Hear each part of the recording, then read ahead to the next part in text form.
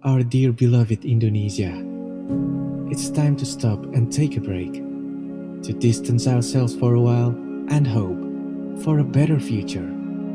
We are longing to hear the sounds of the waves and to see the beauty that awaits around every corner of this land. Our beautiful motherland, the time will come when the sky will again shine bright and we'll come back stronger.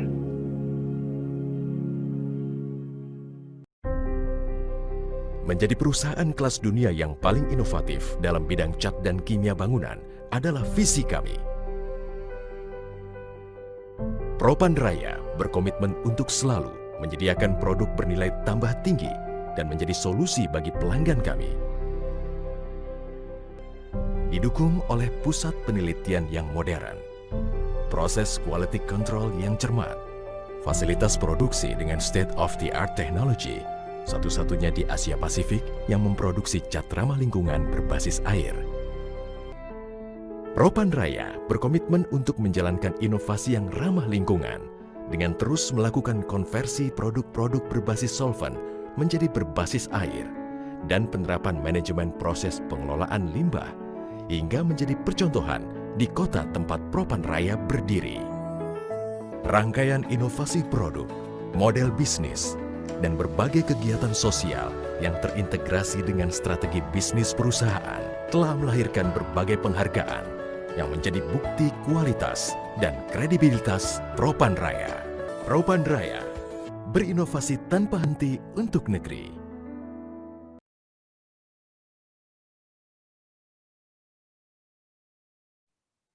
Hai, selamat siang semua peserta. Senang sekali bertemu dengan teman-teman semua. Selamat siang dari Amsterdam dan tentunya selamat malam untuk teman-teman di Indonesia. Good afternoon from Amsterdam for everyone who speak English, and good evening for those who are in Indonesia. We are going to have a webinar today in Bahasa Indonesia, but all of speakers have prepared the presentations in English, so you can follow, and the discussion also there is a possibility to discuss in English. I will continue in Bahasa Indonesia. I hope that all of us will enjoy the discussions. Teman-teman semua, nama saya Hasti Tarekat, berdomisili di Amsterdam. Saya bekerja sebagai Cultural Heritage Specialist dan juga menjadi salah satu anggota dari Indonesia Diaspora Task Force Livable City. Senang sekali pada hari ini kita bisa bertemu. Kita akan berdiskusi dengan topik Public Space and Cultural Heritage. Ini merupakan webinar seri nomor 1 yang diselenggarakan oleh Task Force Livable City. Acara pada hari ini akan dimulai dengan pembacaan Code of Conduct dan Webinar Ethics oleh Yulia dari Task Force Livable City. Kemudian kita akan mengikuti 3 presentasi. Yang pertama dari Bapak Yori Anta, yang kedua Bapak Setiadi Sopandi, dan yang ketiga Pak Yuwono Imanto. Kemudian akan diikuti oleh refleksi oleh 2 komentator, yaitu Nadia Rinandi dari Pusat Dokumentasi Arsitektur dan Punto Wijayanto dari Universitas Trisakti. Lalu akan diikuti oleh breakout session. Semua peserta akan dibagi oleh 4 kelompok.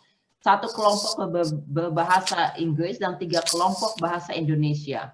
During the breakout session, there will be 1 group in English and 3 groups in Bahasa Indonesia. Dan setiap breakout session akan dipimpin oleh moderator yang berbeda-beda.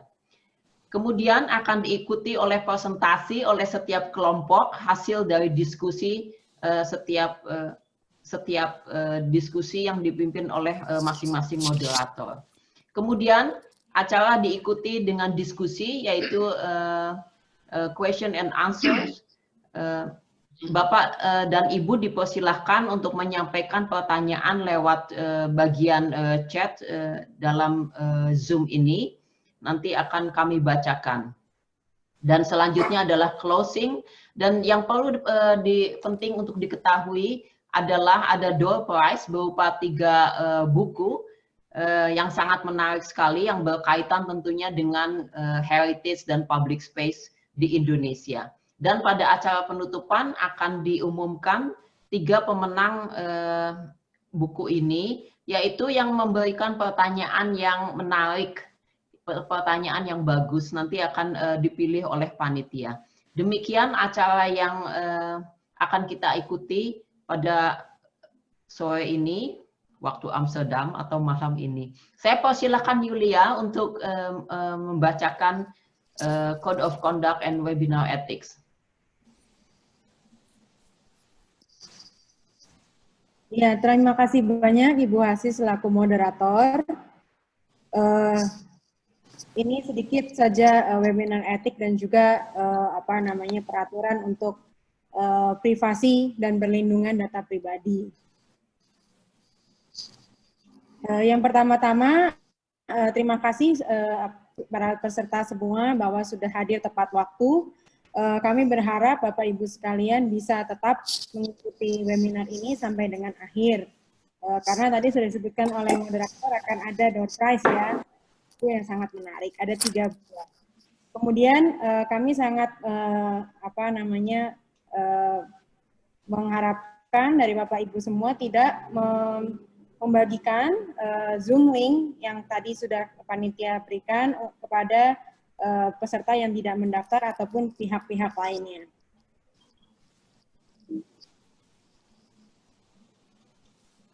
Kemudian mohon mikrofonnya mohon dimatikan atau di-mute selama presentasi. Bagi Bapak Ibu nanti pada saat breakout session atau sesi diskusi kelompok itu kemudian nanti bisa di-mute ketika Bapak Ibu ingin berbicara. Untuk pertanyaan-pertanyaan yang muncul silahkan Bapak Ibu bisa menuliskannya di chat room di bagian bawah. Dan kemudian sebagai pemberitahuan bahwa webinar ini direkam hanya untuk tujuan dokumentasi kami, dan apabila Bapak Ibu merasa keberatan wajahnya ada di dalam rekaman, Bapak Ibu bisa mematikan kameranya. Demikian Ibu Hasi, terima kasih, saya kembalikan. Ya, terima kasih Yulia, saya kira jelas semua. Jadi Bapak Ibu sekalian welcome. Kita akan memasuki presentasi yang pertama yaitu dari Bapak Yoy Anta. Silahkan Pak Yoy. Sebelumnya mungkin saya akan share screen sebentar mengenai Pak Yoy Anta ini walaupun sudah sangat terkenal mengenai siapa beliau itu. Beliau adalah seorang arsitek terkenal. Sebentar saya cari.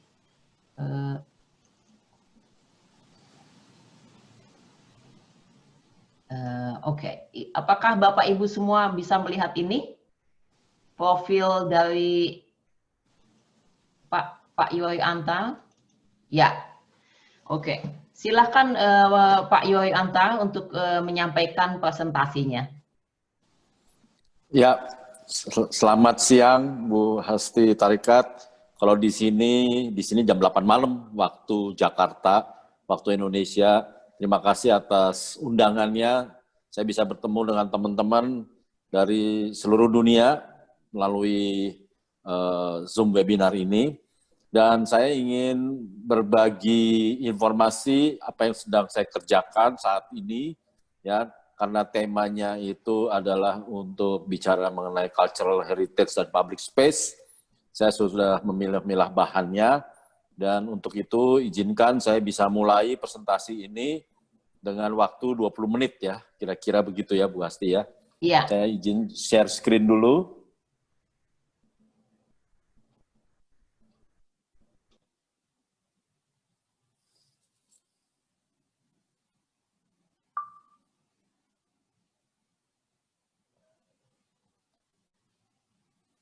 Apakah materi ini sudah bisa terlihat? Bisa, Pak. Bisa ya? Ya.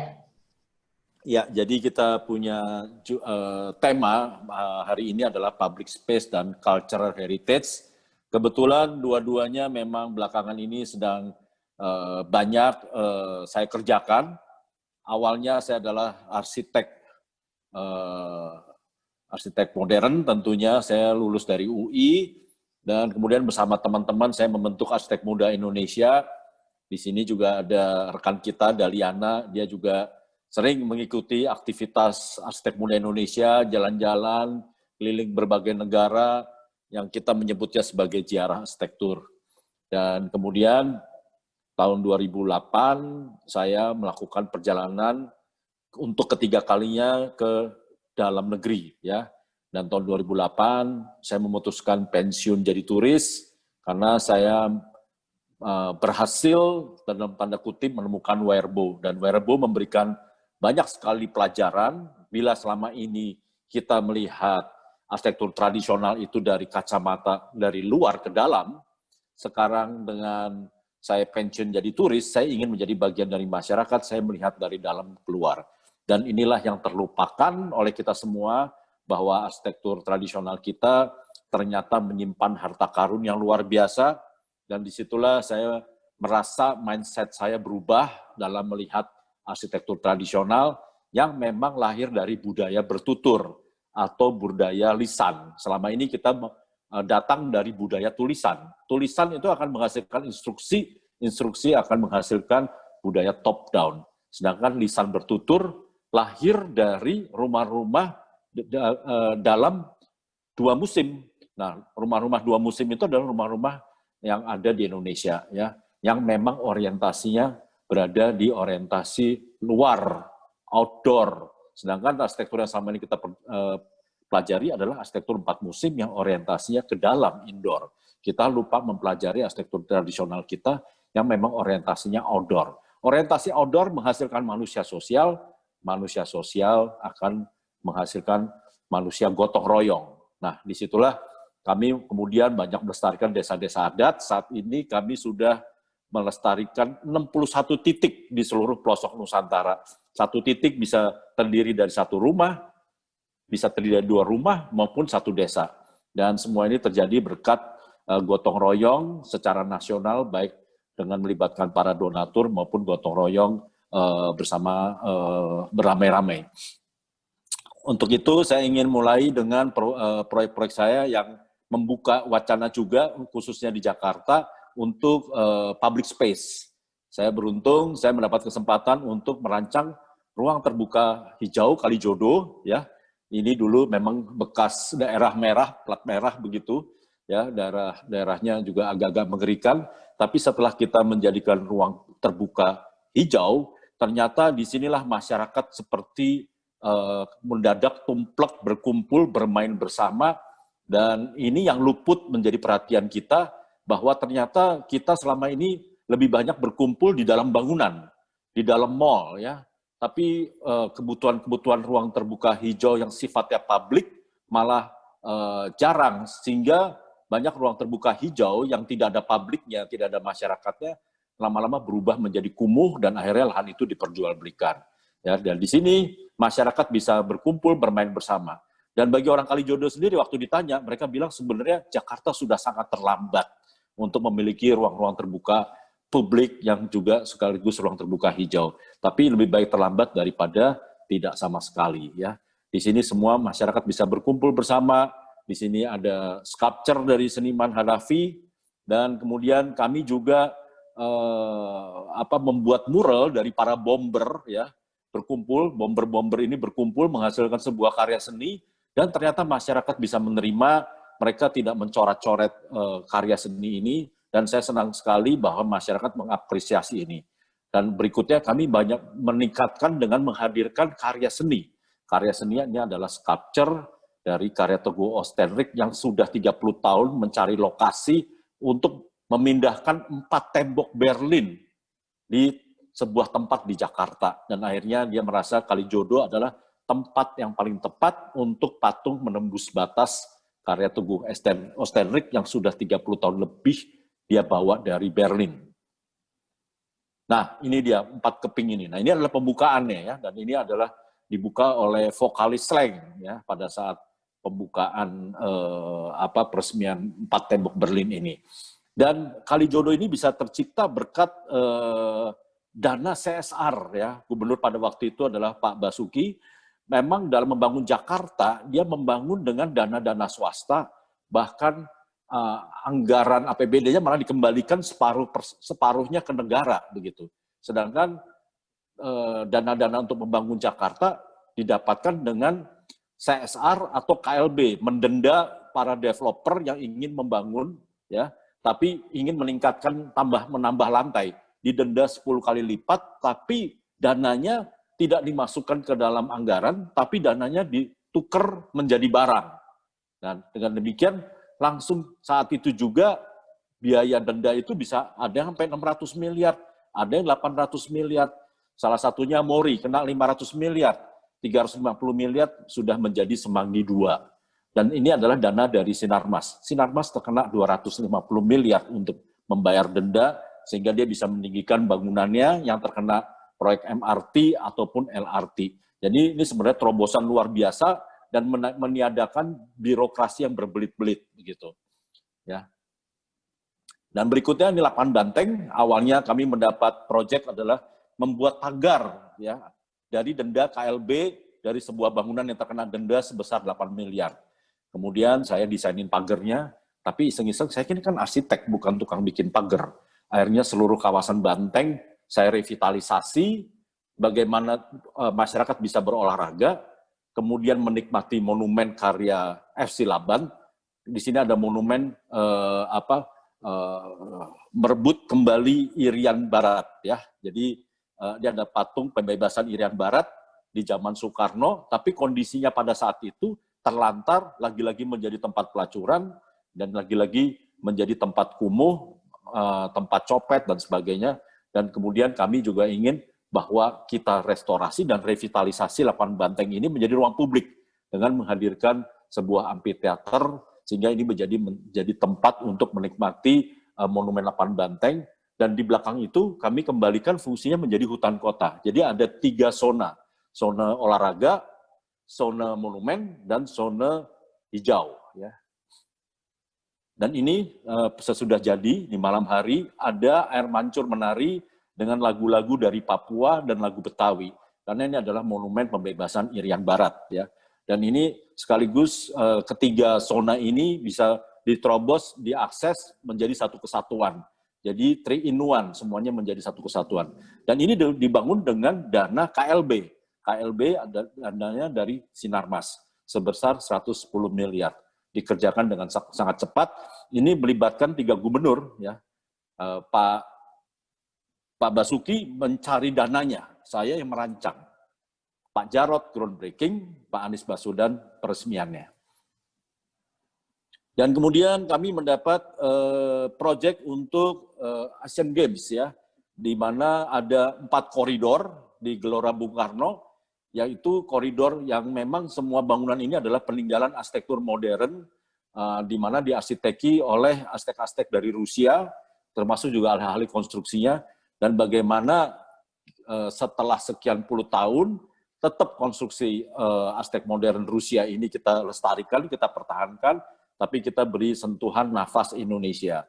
Awalnya kami disuruh mendesain landscape untuk koridor, tapi kemudian koridor ini saya besarkan menjadi 3 kali lebih lebar, supaya tidak hanya jadi koridor, tapi bisa menjadi ruang publik.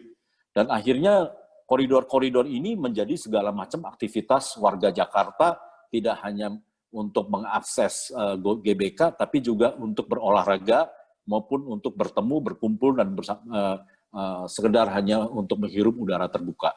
Jadi ada 4 koridor yang kami rancang, dan semuanya kami ambil motif-motif dari Indonesia, ya, dengan pattern-pattern dari Indonesia Barat, Indonesia Timur, Indonesia Utara, Indonesia bagian selatan, sesuai dengan fungsi koridor itu. Nah, ini kurang lebih jadinya seperti ini. Jadi lebih besar, ada koridor tengah, dan koridor kiri kanan, yang paling kiri kanan itu sebagai koridor yang akan menyambungkan dengan hutan kota dan ke koridor yang lain. Dan ini motif-motifnya kita bisa lihat ada pattern asmat di sini ya.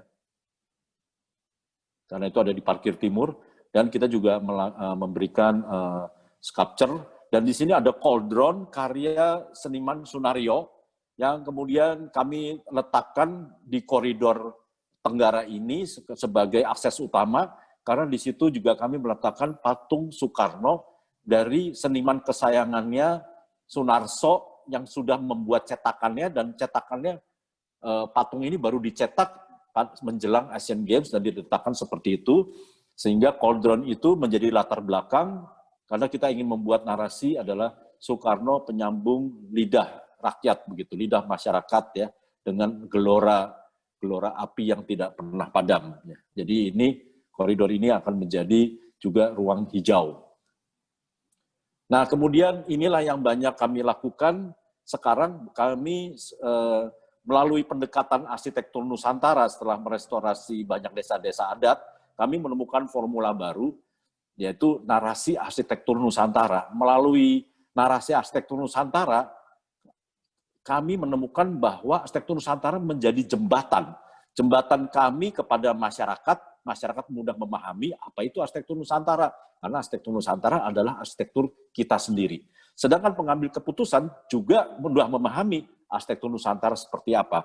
Disitulah kami masuk berkolaborasi dengan banyak kementerian. Pertama tentunya Kementerian Pendidikan dan Kebudayaan, kemudian Kementerian Pariwisata, Kementerian Perhubungan melalui sayembara-sayembara yang disupport oleh Propan.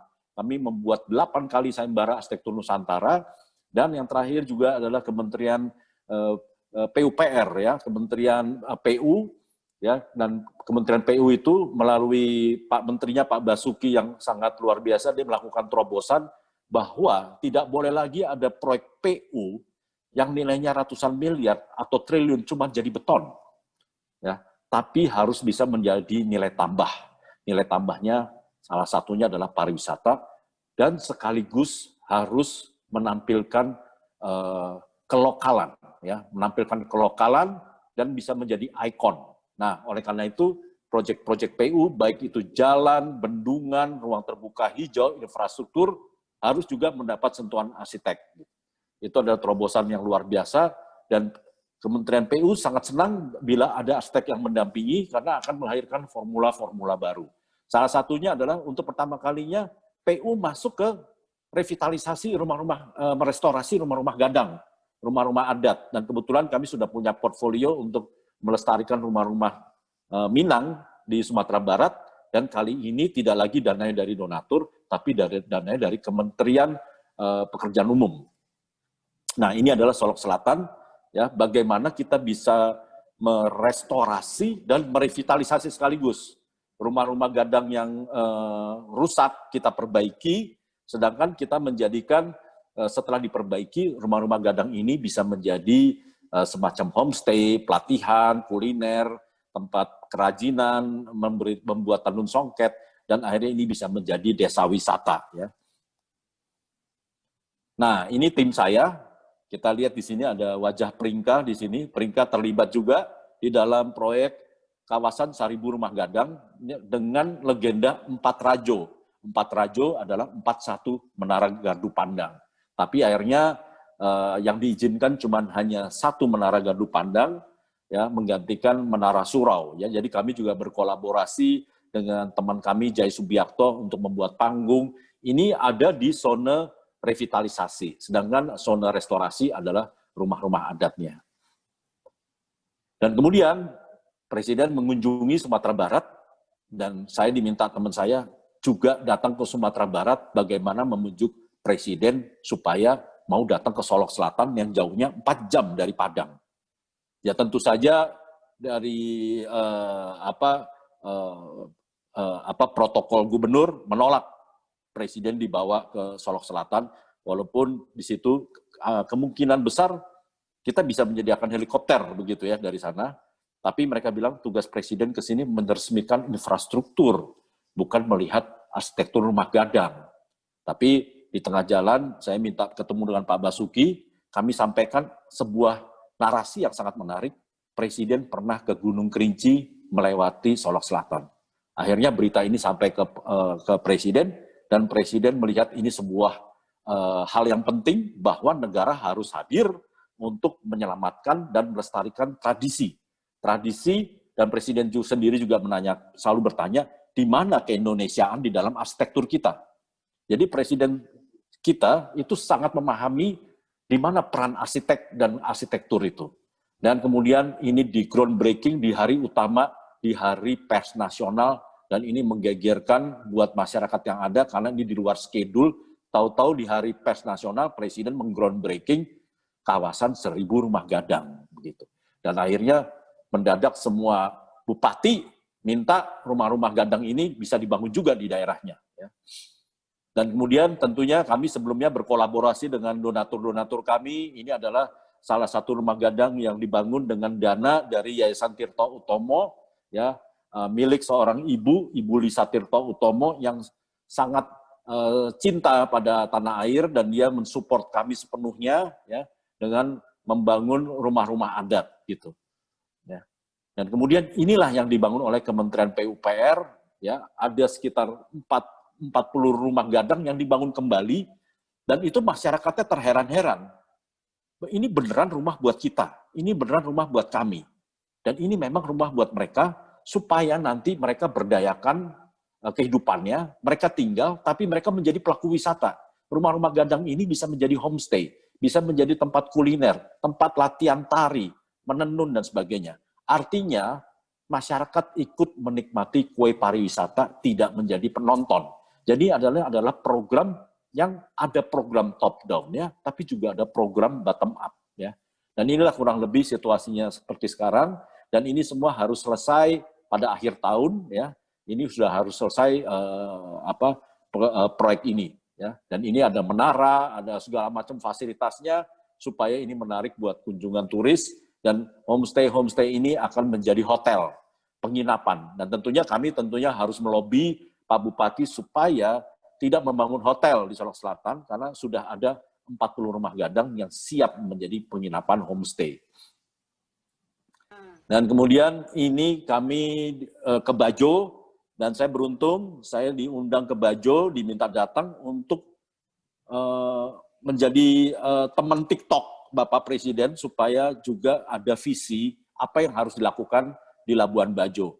Jadi saat ini 6 pekerjaan utama di Labuan Bajo sedang dikerjakan secara besar-besaran, tapi di dalam program KSPN, Kawasan Strategis Pariwisata Nasional, untuk tahun 2019-2020 itu ada 5, Labuan Bajo, terus kemudian Mandalika, ya, Mandalika di Lombok, dan kemudian Borobudur di Jawa, kemudian Danau Toba di Sumatera Utara, dan Likupang. Nah, sekarang sudah memasuki KSPN Jilid 2, ya. 5 berikutnya adalah antara lain Wakatobi, Belitung, dan sebagainya. Ya. Dan kemudian juga lagi-lagi program ini adalah program juga Nawacita, bagaimana negara hadir dengan tentunya rumah-rumah yang terkena kawasan pariwisata juga ditingkatkan, bisa mereka menjadi pelaku homestay, warung kopi, dan sebagainya. Intinya masyarakat ikut menikmati kue pariwisata. Dan saat ini mereka sudah mulai pembangunannya. Ini kan suatu program-program yang sophisticated, yang sulit dipahami kalau kecuali bangunannya sudah jadi. Ya. Jadi ternyata bisa, ya, dan ini bisa bagaimana program-program itu juga bisa melibatkan masyarakat membangun sendiri, dan sebagainya. Tentunya ini 2 adalah menit lagi, tenaga Pak. ahli. Aduh, tinggal 2 menit. Ya. Ini Anjungan Bajo, kami membuat seperti ini, ya, tempat-tempat ini. Dan ini saya pasang aja dulu filmnya. Nah, ini salah satu yang kami bikin dari Anjungan Bajo. Kami ada 6 proyek di sini di Puncak Waringin. Kondisinya sudah hampir selesai. Ya, kita bikin anjungan untuk menikmati sunset, ya. Waterfront kita buat, ya, ini ya waterfront, terus sampai ke pulau-pulau, ya. Dan di sini semua divisi pekerjaan umum terjun langsung sampai ke perumahan, ya, dari Cipta Karya, terus Bina Marga, air, perumahan, semua masuk. Dan dalam waktu sekejap kota berubah total, dan setelah itu pindah ke KSPN berikutnya. Ini kami kasih narasi Kompas Bajo, karena ini memang bangunan ini arahnya timur barat, jadi langsung bisa menikmati matahari terbenam. Jadi ini adalah tempat memandang sunset, dan ini berfungsi sebagai creative hub dan toko souvenir.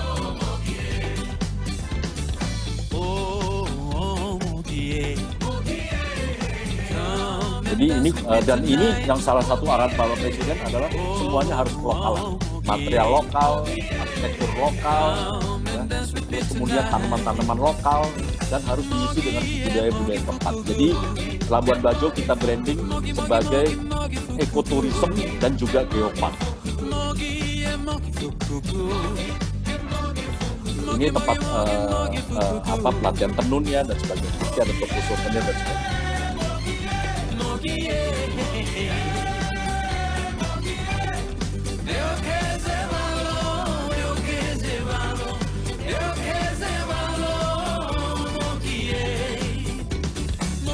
Kalau boleh saya minta izin satu destinasi lagi di Bajo supaya memberikan gambaran yang lengkap buat tidak habis ya waktunya. Iya, silakan Pak, tidak lama filmnya kan? Iya, tidak lama. Saya langsung ke film-film aja ya. Iya. Ini Tangga Bajo, ini pekerjaan yang baru dimulai, ini pekerjaan yang paling akan merubah Labuan Bajo karena kita nggak pernah memiliki wajah kota menghadap ke pantai. Nah, di sini saya berhasil meminta Presiden untuk memindahkan Pelabuhan Peti Kemas, dan kemudian Presiden setuju, bahkan dia minta ini harus menjadi dermaga Nusantara kelas dunia. Dan kemudian kita reklamasi tanahnya sedikit sebagai ruang publik, dan akhirnya Peti Kemas ini menjadi berubah, tadinya tempat peti kemas kemudian menjadi ruang aktivitas buat publik, tari-tarian, dan sebagainya sambil menikmati sunset. Ya. Karena Labuan Bajo punya sunset yang 3 kali lebih indah dari sunset di Pantai Kuta. Karena tidak hanya matahari terbenam, tapi pulau-pulau di depan dan siluet kapal pinisi. Ya, siluet kapal pinisinya itu akan membentuk pemandangan yang sangat indah, dan kapal-kapal pinisi itu memang dirunning sebagai hotel terapung. Jadi saat ini proyek belum selesai, investor sudah masuk berdatangan baik dalam dan luar negeri. Tapi masyarakat sudah disiapkan bahwa mereka harus menjadi pelaku wisata. Jadi rumah-rumah mereka diperbaiki dan kemudian dijadikan tempat homestay atau tempat kuliner, warung kopi, dan sebagainya. Nah, ini narasi Tangga Bajo. Kami membuat bangunan-bangunan berupa tangga supaya nanti menjadi tempat menikmati pemandangan sekaligus menikmati pertunjukan. Bahkan ini lagu ini dinyanyikan oleh kawan kami orang Manggarai, Ivan Nestokman, ya. Ivan Nestokman bahkan bilang minta saya, Pak, kami ingin berduet dong peresmian itu nanti dengan Sting. Wah, kenapa tidak ya, kita mengundang Sting buat peresmian KSPM Labuan Bajo berduet dengan penyanyi Manggarai, penyanyi lokal Ivan Nestokman. Kita bisa membawa budaya dan kesenian kita tidak lagi menjadi bagian dari masa lalu, tapi menjadi masa kini dan menjadi masa depan. Ini wisata Jurassic yang saya mungkin minta ini saja yang terakhir. Ini saat 10 tahun yang lalu nggak ada kapal krus lewat, tapi 6 tahun yang lalu mulai ada 1 kapal. Ya. Terus kemudian meningkat jadi 16 dan kemudian meningkat menjadi hampir 40 tahun lalu. Ya. Dan kapal-kapal ini hanya lewat, tapi memang dia sengaja melintasi Komodo. Dan kemudian dia menurunkan skoci-skocinya, mendaratlah di Pulau Rinca dalam jumlah masif. Oleh karena itu, Rinca akan di-branding ya, menjadi wisata yang modern, tapi tentunya sekali bikin untuk seterusnya. Dengan mengganti semua bangunan-bangunan yang lama, termasuk dermaga yang lama, kita bisa melihat aneka bangunan beton yang ada di sini, dan ini instruksinya semua bangunan ini, 11 bangunan akan diganti menjadi 1 bangunan saja, dan kita membuatnya terinspirasi dari Komodo yang sedang tidur. Ya, nah, ini beberapa bangunan ini ada 11 sampai depan, kita akan rubah menjadi 1 bangunan saja di kawasan zona pemanfaatan. Ya. Jadi pada saat UNESCO bertanya, kita klarifikasi, ini ada di zona pemanfaatan. Ya. Jadi bukan di zona baru. Dan kemudian ini movie-nya, kita bikin dermaga yang diambil terinspirasi dari tongkat Komodo. Tongkat Komodo atau tongkat Ranger, dermaganya kita bikin lebih besar, lebih luas, sehingga kapal-kapal bisa lebih banyak datang. Dan kemudian kita membuat sebuah elevated deck supaya antara Komodo dan pengunjung tidak bertemu, ya. Karena ada pengunjung-pengunjung yang sifatnya hanya 3 jam dari cruise itu. Tapi ada pengunjung yang memang mau berwisata trekkingnya 1 hari, mau 2 hari, mau 5 jam kita siapkan ya. Dan kemudian tentunya sebagai bagian kampanye saya terhadap pariwisata, kami membranding dengan wisata Jurassic, langsung heboh, pro dan kontra ya. Padahal itu hanya rebranding, memperkenalkan, dan sekarang saya siap-siap aja dituntut sama Steven Spielberg, karena kalau dibuka namanya wisata Jurassic, yang keluar Pulau Rinca, bukan film Jurassic Park lagi gitu ya. Tapi ini adalah strategi promosi, semua orang kita buat penasaran, karena memang cara menjual pariwisata di luar negeri, apalagi di Eropa, seperti manekin piece yang sangat kecil, atau patung Putri Duyung, patung William Tell, balkon Romeo and Juliet, ya. Di Jepang makan ada patung anjing Hachiko, itu menjadi narasi yang sangat kuat untuk dikunjungi turis ya. Dan di sini kami tentunya menjual makhluk purba yang kita biarkan bebas jalan-jalan, dan turis juga bisa menikmati pemandangan itu. Iya, baik saya Pak rasa itu saja, Yori, ya. Terima kasih banyak untuk presentasinya, sangat menarik sekali. Untuk menghemat waktu, saya mempersilahkan presentasi kedua dari Bapak Setiadi Sopandi. Saya akan share screen dengan profil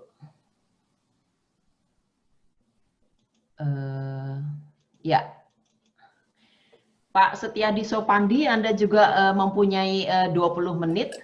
Silahkan untuk menyampaikan presentasi Bapak. Baik, terima kasih Bu Hasti. Selamat malam, selamat siang buat teman-teman semua. Saya coba share screen Bu Hasti. Iya, silahkan Pak. Ya, oke.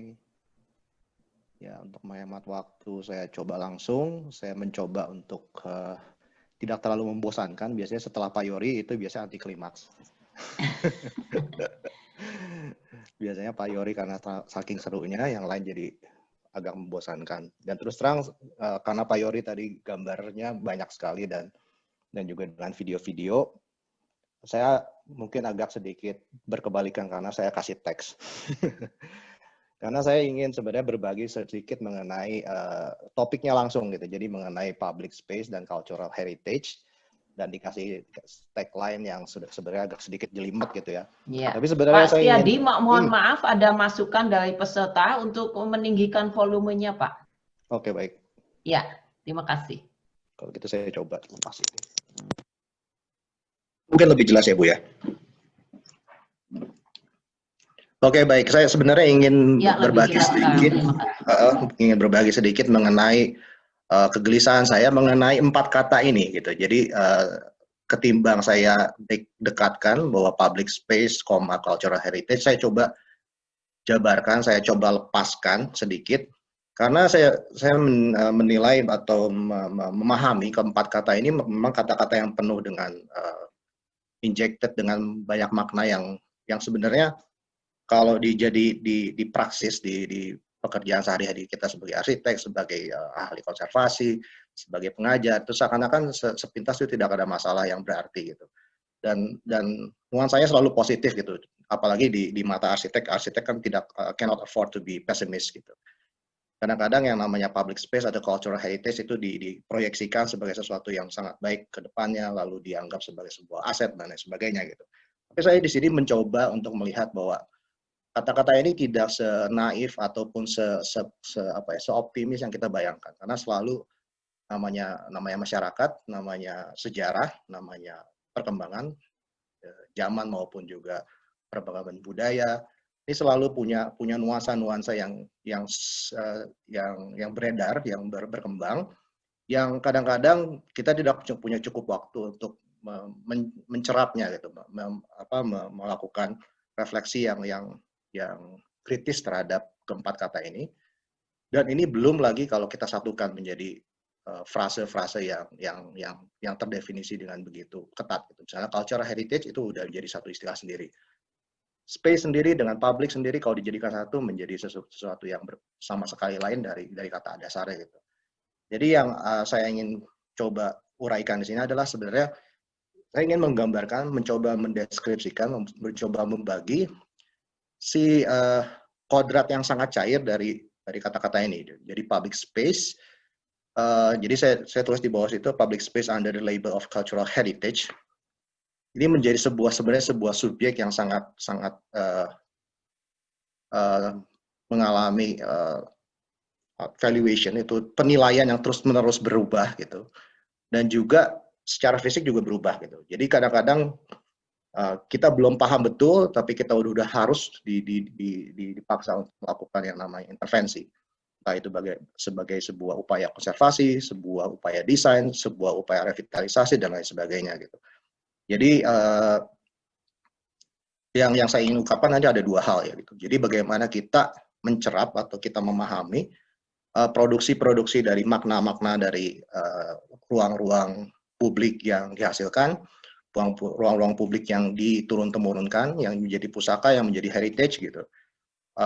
Dan juga yang kedua adalah bagaimana arsitek, perencana, dan juga mungkin politisi, juga patron dari arsitek maupun perencana-perencana ini, bagaimana mereka sensitif atau tidak dalam melihat berbagai hal yang dinamakan sebagai public space dan cultural heritage ini gitu. Jadi saya melihat bahwa yang namanya urban atau public space, saya kasih urban di sini sebenarnya karena contoh-contoh saya banyak yang mengambil konteks di urban, dan juga karena biasanya lebih intricate, lebih banyak detailnya gitu. Saya melihat public ini sebagai sebuah realm, sebuah ruang, sebuah ruang, ya, bukan ruang fisik gitu, tapi ruang masyarakat, sesuatu yang non personal, sesuatu yang komunal, yang bermasyarakat, yang sifatnya juga regional, nasional, bisa ada nuansa internasional juga, sesuatu yang sangat konseptual, sama sekali tidak fisik, sesuatu yang dibagikan bersama juga gitu. Tapi ini konsekuensinya adalah sesuatu yang selalu dinegosiasikan. Jadi ada pihak satu dengan pihak yang lain itu selalu bernegosiasi, bertentangan, berselisih gitu, saling berebut gitu. Dan ini terjadi kalau kita jadikan ini sebuah keputusan, sebuah undang-undang, sebuah institusi, sesuatu yang memang dikemas sebagai sebuah dijadikan punya dasar hukum legal gitu, dia akan menjadi heritage gitu. Dia menjadi sebuah situs yang institusional, yang politis, yang politis tentu saja, karena yang menang, wacana yang menang itu akan diperkuat dengan hukum gitu. Sehingga dia menjadi sesuatu yang hierarkial, ada cagar budaya yang sifatnya kota madya, ada yang sifatnya provinsi, ada yang sifatnya nasional, ada yang sifatnya dunia, internasional gitu. Dan dengan demikian juga karena berjenjang dia menjadi sesuatu yang bisa menjadi sesuatu yang monumental.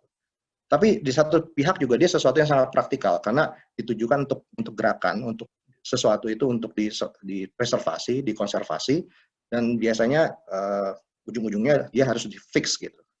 Harus ditentukan supaya bisa dikonservasi fisiknya gitu. Jadi ada wacana yang di satu sisi dia selalu berubah, selalu dinegosiasikan, selalu dipertentangkan, tapi di satu sisi dia sesuatu yang memang harus ditentukan gitu, dan biasanya dipermanenkan gitu. Dan ini biasanya jadi sesuatu yang menjadi sumber masalah yang abadi gitu. Itu tidak bisa dipecahkan karena nature-nya bahwa yang namanya space, sesuatu yang sifatnya fisik, kita membangun bangunan, mengkonservasi sebuah monumen itu adanya di tempat yang fisik. Di satu sisi kita nggak pernah bisa menentukan bahwa ini secara permanen dia punya makna tertentu. Karena di satu saat waktu berjalan, masyarakat juga berinteraksi dengan space, dengan bangunannya, dengan peninggalan budayanya, makna yang baru pun diproduksi kembali gitu. Jadi yang namanya sifatnya kultural itu adalah sesuatu yang sifatnya sinkronik maupun juga demokratik, selalu berubah terus-menerus gitu. Jadi ini empat kata ini selalu penuh dengan paradoks gitu. Selalu berubah terus-menerus. Dan bagaimana kita menyikapinya ya tergantung bagaimana konteks yang diberikan pada kita waktu kita merancang seperti Pak Yori misalnya. Jadi sementara sejarah juga terus bertambah gitu. Dalam artian kita bergerak dari hari ini ke hari esok, dari esok ke hari besoknya lagi, dari tahun ini ke tahun depan gitu. Dan itu memproduksi yang namanya event, kejadian yang selalu akhirnya bertumpuk menjadi kandungan makna, dan juga event itu menjadi sangat tebal di tempat-tempat yang memang sangat strategis memproduksi makna-makna tersebut. Gitu. Bangunan-bangunan yang tadinya dikenal sebagai misalnya peninggalan dari zaman abad ke-8, abad ke-9, seperti misalnya Borobudur dan Prambanan gitu. Tapi sering dengan waktu makna mereka bertambah gitu. ada makna-makna tertentu yang dikaitkan pada asosiasi, pada peristiwa-peristiwa tertentu, misalnya Borobudur dibom gitu. Atau misalnya waktu Borobudur direstorasi besar-besaran di tahun 70-an gitu. Ada makna baru yang diselipkan di sana. Dan itu biasanya sudah dieksplorasi oleh berbagai paper, dan bagaimana namanya sejarah itu bisa membuat makna atau values, makna nilai-nilai dari yang namanya heritage, yang tadinya space itu sifatnya ya netral gitu, tapi dia bisa terombang-ambing, bisa menjadi favorable bagi masyarakat tertentu, bisa juga menjadi sesuatu yang sangat-sangat tidak mengenakan bagi masyarakat yang lain gitu. Jadi kita selalu ingin mencoba menemukan keseimbangan di situ. Dan sejarah itu membantu kita, dan biasanya adalah sumber terutama daripada asosiasi-asosiasi baru, makna-makna baru yang akhirnya melekat di situ dan selalu berubah juga. Tapi belakangan, yang namanya bisnis ataupun kepentingan ekonomi itu melihat ini sebagai sebuah value yang luar biasa, bisa digali dari sana gitu. Jadi tidak dianggap sebagai sebuah potensi. Jadi bisnis itu melihat semua ini, wacana ini bisa diarahkan menjadi sesuatu yang menguntungkan secara ekonomi. Jadi kadang-kadang kita berpikir bahwa kita melestarikan sebuah bentuk atau situs pusaka dengan motivasi mengangkat sebuah nilai dari sejarah gitu. Tapi orang bisnis melihatnya dengan cara kacamata yang lain gitu. Mungkin tidak terlalu peduli dengan apapun yang ada di belakang itu, dengan latar belakangnya. Yang penting dia bisa menghasilkan dan bahkan bisa memberikan warna pada heritage, dan bahkan bisa di banyak kasus bahkan bisa dalam tanda petik bisa mengatur sejarah gitu. Jadi bisa membuat semacam kurasi yang sangat-sangat terseleksi untuk menampilkan hanya yang memang bisa dijual gitu. Yang tidak bisa dijual dengan sendirinya akan tersingkir gitu. Dan ini adalah, bisa kita lihat, ini mungkin bukan sesuatu yang sengaja yang sifatnya konspiratif gitu, tapi bisa jadi adalah that how economy or business works. Bagaimana segala sesuatu yang bisa dijual dalam tanda petik baik ataupun buruk, selama dia bisa menghasilkan uang, ini bisa bermain gitu. Jadi saya mencoba memetakan bagaimana pertentangan-pertentangan ini selalu terjadi. Jadi bahkan jauh sebelum level praksis, jauh sebelum misalnya Pak Yoris menggoreskan pensilnya di atas kertas. Dan ini biasanya datang jauh sebelum bahkan sebuah penugasan dilontorkan.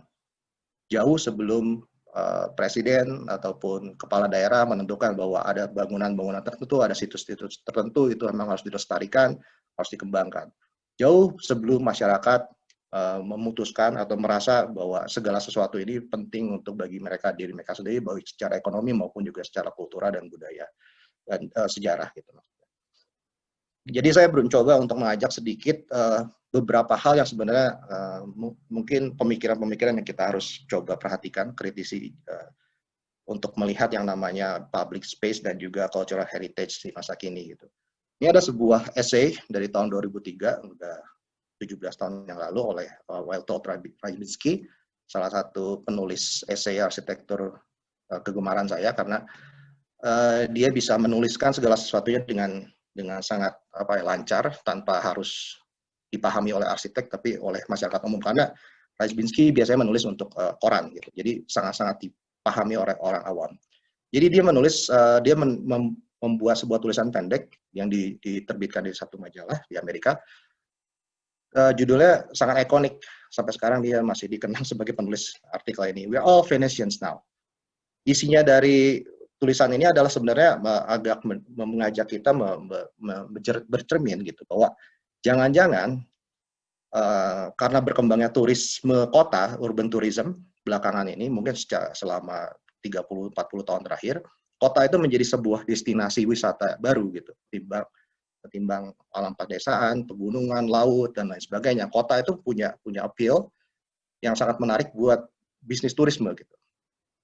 Jadi buat Rybinski bilang bahwa urban experience, pengalaman kita menikmati kota itu adalah produk yang bisa dijual sekarang gitu. Dulu tidak begitu, tahun 70-an, tahun 80-an awal tidak begitu, tapi tahun 90-an, tahun 2000-an ini makin menjadi-jadi, dan setiap kota akhirnya mencoba membranding dirinya supaya bisa dikonsumsi oleh turis gitu. Tapi menariknya, yang jadi masalah, jadi di-highlight oleh Rybinski adalah Justru kalau kita meng-cater atau mencoba melayani turis dan kita berharap bahwa kota kita akan menjadi baik, itu tidak dengan sendirinya demikian gitu. Jadi ini adalah sebuah jebakan Batman gitu buat tourism kota. Kalau kita terlalu berusaha menyenangkan turis sehingga akhirnya lupa, misalnya yang ditulis oleh Rabinski adalah gini, tourists expect a city to be interesting, enjoyable, and memorable. They don't particularly care about the quality of the schools or efficiency of the mass transportation to the suburb. Mungkin belakangan orang bilang, ya ada transportasi massal buat turis juga sangat membantu. Tentu demikian. Jangan-jangan orang udah sadar akan hal itu dan hal itu sudah memang diantisipasi. Tapi ini juga jebakan yang sampai sekarang juga masih sebenarnya tanya apakah kita sadar hal itu atau enggak. Kebanyakan bagi arsitek karena kita mendapatkan kue yang terbaik di situ biasanya. The unprecedented wave of high-profile construction projects has been good for architects. Tapi Rabinski bilang it's less clear how good it is for cities. Dan juga ada kecenderungan bahwa ya bangunan-bangunan yang signature style itu yang begitu saling berlomba-lomba menarik perhatian, selain memang mahalnya luar biasa, they tend to cancel one another out. Selagi yang satu masih tidak ada saingannya, dia akan sangat-sangat terkenal gitu. Tapi ketika yang lebih bagus, lebih baru, lebih menarik, yang satu lagi sama sekali nggak kelihatan. Jadi bahkan bukan sama sekali juara 2, bahkan jadi juara 3, juara 4, juara 5, bahkan nggak juara sama sekali gitu. Orang akan cenderung menjadi bosan. Ini pengalaman saya tinggal beberapa tahun di Singapura, ada kecenderungan seperti itu memang. Sehingga makanya Singapura selama 20 tahun terakhir itu merupakan kota yang berubah dengan begitu drastis. Jadi kalau kita nggak datang tiap tahun atau cuma datang ke sana cuma 3 tahun, 4 tahun sekali, kita akan pangling. Karena urban space-nya begitu berubah dengan sangat cepat. Gedung-gedung baru tumbuh, reklamasi baru diadakan. Ini sebuah artikel yang ditulis Eunice Tseng berdasarkan tulisan dari Lai Chih-kian. Jadi kedua orang ini memetakan perubahan makna dan juga bentukan dari yang namanya Padang. Padang di sana itu sebenarnya sebuah alun-alun besar, alun-alun kolonial yang dibuat di abad 19 menjadi salah satu titik civic center dari Singapura. Tapi dulu fungsinya si Padang ini tidak seperti alun-alun di kita gitu, karena dibuat memang untuk kolonial, administrasi kolonial. Jadi gedung-gedung yang di sana itu gedung-gedung pemerintahan. Di situ ada juga kantor-kantor perusahaan-perusahaan tentunya barat gitu ya, representasi bisnis Inggris maupun Eropa di Singapura, di Asia Tenggara, dan sehingga menjadikan ini adalah sebuah tempat yang nuansanya sangat kolonial gitu. Jadi sama sekali bukan tempat buat orang Asia, buat orang Singapura, orang Melayu dan orang-orang non kulit putih lainnya gitu. Karena juga tempat ini, lapangan ini dipakai untuk rekreasi bagi orang kulit putih, main polo, main baseball, main kriket dan lain sebagainya gitu. Jadi sama sekali tidak ditujukan bagi itu. Tapi karena dia punya sentimen kolonial, orang Singapura menggunakannya setelah pasca kemerdekaan, menggunakannya untuk National Day Parade, sesuatu yang sifatnya sangat nasional gitu. Jadi perubahannya sangat drastis. Jadi sebuah ruang terbuka yang tadinya nuansanya sangat kolonial di masa pasca kolonial berubah maknanya, dipakai untuk dilakukan sebagai perlawanan makna di situ. Meskipun secara fisik tidak jauh berbeda, tidak terlalu banyak diintervensi gitu. Tapi pada tahun 2006 sampai sekarang ada sebuah kecenderungan yang dinamakan ini istilah yang ditulis oleh Chih-kian, dinamakan sebagai museumification. Jadi museum lama-lama ngesot, makin lama makin masuk mengelilingi Medan gitu. Si Padang. Jadi dulu dinamakan Medan, dan ini akhirnya dinamakan Padang. Dua-duanya nama kota di Indonesia karena dua-duanya juga punya tradisi yang kurang lebih sama. Membangun kota yang mengelilingi sebuah lapangan terbuka. Gitu. Tapi lapangan terbuka ini akhirnya meskipun tetap terbuka, tapi dia punya makna yang sangat berbeda. Dan ini adalah sesuatu yang seharusnya arsitek atau perencana itu akan perubahan-perubahan makna seperti ini. Dan ini ada diinjeksikan ke dalam penugasan-penugasan kita biasanya, sehingga kita akhirnya harus merespon dengan desain kita atas permintaan seperti ini. Ya, Pak Setiadi 2 menit lagi ya. Wah, ampun. Ya. Dan mohon maaf. Ya, ini ada tulisan yang lain juga dari Alvin Pang, ini seorang penulis muda yang yang juga menyoroti perubahan yang ada di Singapura, gitu, terutama tentang heritage, karena dia berpikir waktu itu, ini artikel di tahun 2015 mengenai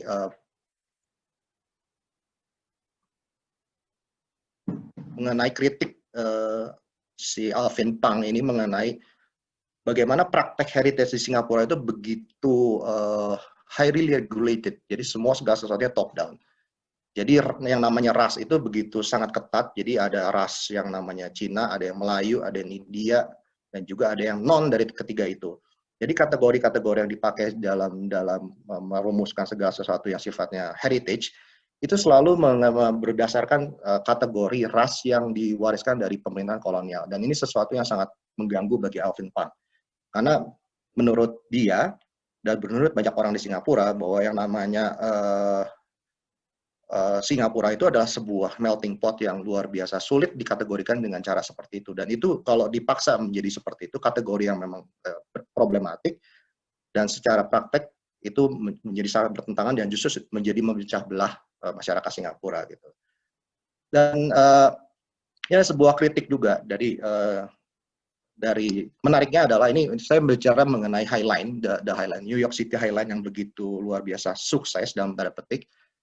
Karena proyek ini dimulai dari sebuah bottom up inisiatif dari beberapa orang yang sebagai non-profit organization, karena merasa bahwa New York kekurangan tempat public space yang baik gitu, sehingga melihat bekas jalan kereta elevated ini menjadi sebuah potensi gitu. Tapi menariknya belakangan bahkan oleh pendirinya sendiri si Robert Hammond, dia mengakui bahwa ada yang salah dengan proyek ini gitu. Akhirnya karena publik yang datang ke sana itu bukan publik yang diharapkan oleh dia pada awalnya. Bukan orang-orang yang tinggal di daerah sekitar tempat itu, masyarakat-masyarakat yang sangat beragam, yang sangat multirasial. Tapi yang datang ke sana adalah belakangan dengan studi itu justru yang datang adalah overwhelmingly white dan biasanya adalah turis, bukan orang lokal gitu. Sehingga dia melihat bahwa ini sesuatu yang sangat salah terjadi di situ gitu. Ya. Terima kasih Pak Setiadi.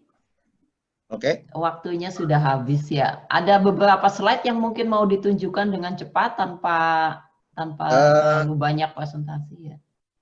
Saya mungkin kasih highlightnya sedikit ya, karena beberapa seperti saya sebenarnya kayak ingin memberikan latar belakang dari beberapa proyek yang salah satunya justru salah duanya itu pernah dipresentasikan Pak Yori tadi.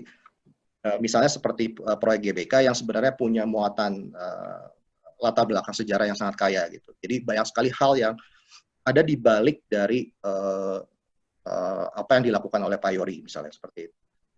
Dan juga merujuk pada ini saya bisa ceritakan nanti belakangan sih, ini kasus yang sangat menarik. Tapi saya mendingan kasih kasus yang terakhir ini, tempat di mana proyek Pak Yori tadi, Monumen Kebebasan Irian Barat berlatar gitu. Jadi sebenarnya sebelum itu ada banyak sekali intervensi yang terjadi di sana dan banyak makna-makna yang akhirnya saling geser-menggeser, gontok-menggontokkan di proyek yang sebenarnya yang kita lihat sepintas itu sangat sederhana gitu, sangat apa ya, linear gitu. Tapi sebenarnya di sini ada perjuangan, ada pergerakan makna yang sangat luar biasa selama lebih dari 40 bahkan mungkin lebih dari 50 tahun.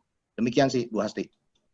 Terima kasih banyak Pak Setiadi, sangat menarik sekali dan saya yakin akan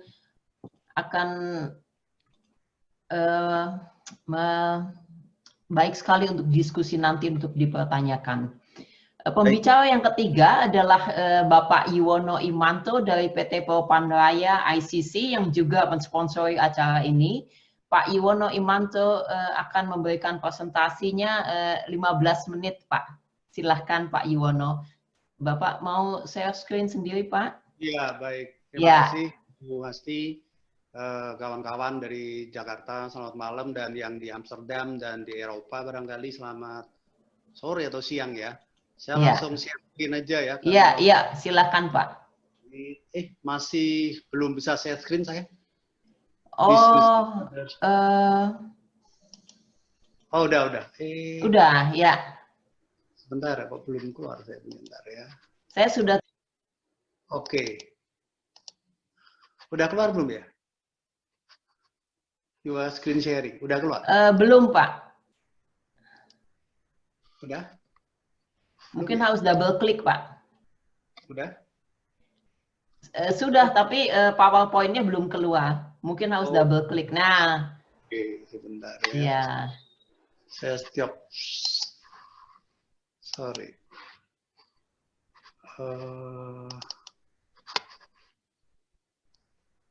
Double klik, Pak. Ya. Udah ya? Sedang berproses, Pak. Slideshow. Agak berat mungkin filenya, jadi memakan waktu. Ya. Laptop Udah? Bapak sudah muncul di layar, tapi bukan PowerPoint. Oh, oke. Iya. Sebentar ya, kenapa ini? Di saya udah saya share screen, tapi kok belum. Filenya harus share dulu ya. di double. Ya. Iya. Saya stop share dulu ya. Iya. Saya cek dulu udah muncul.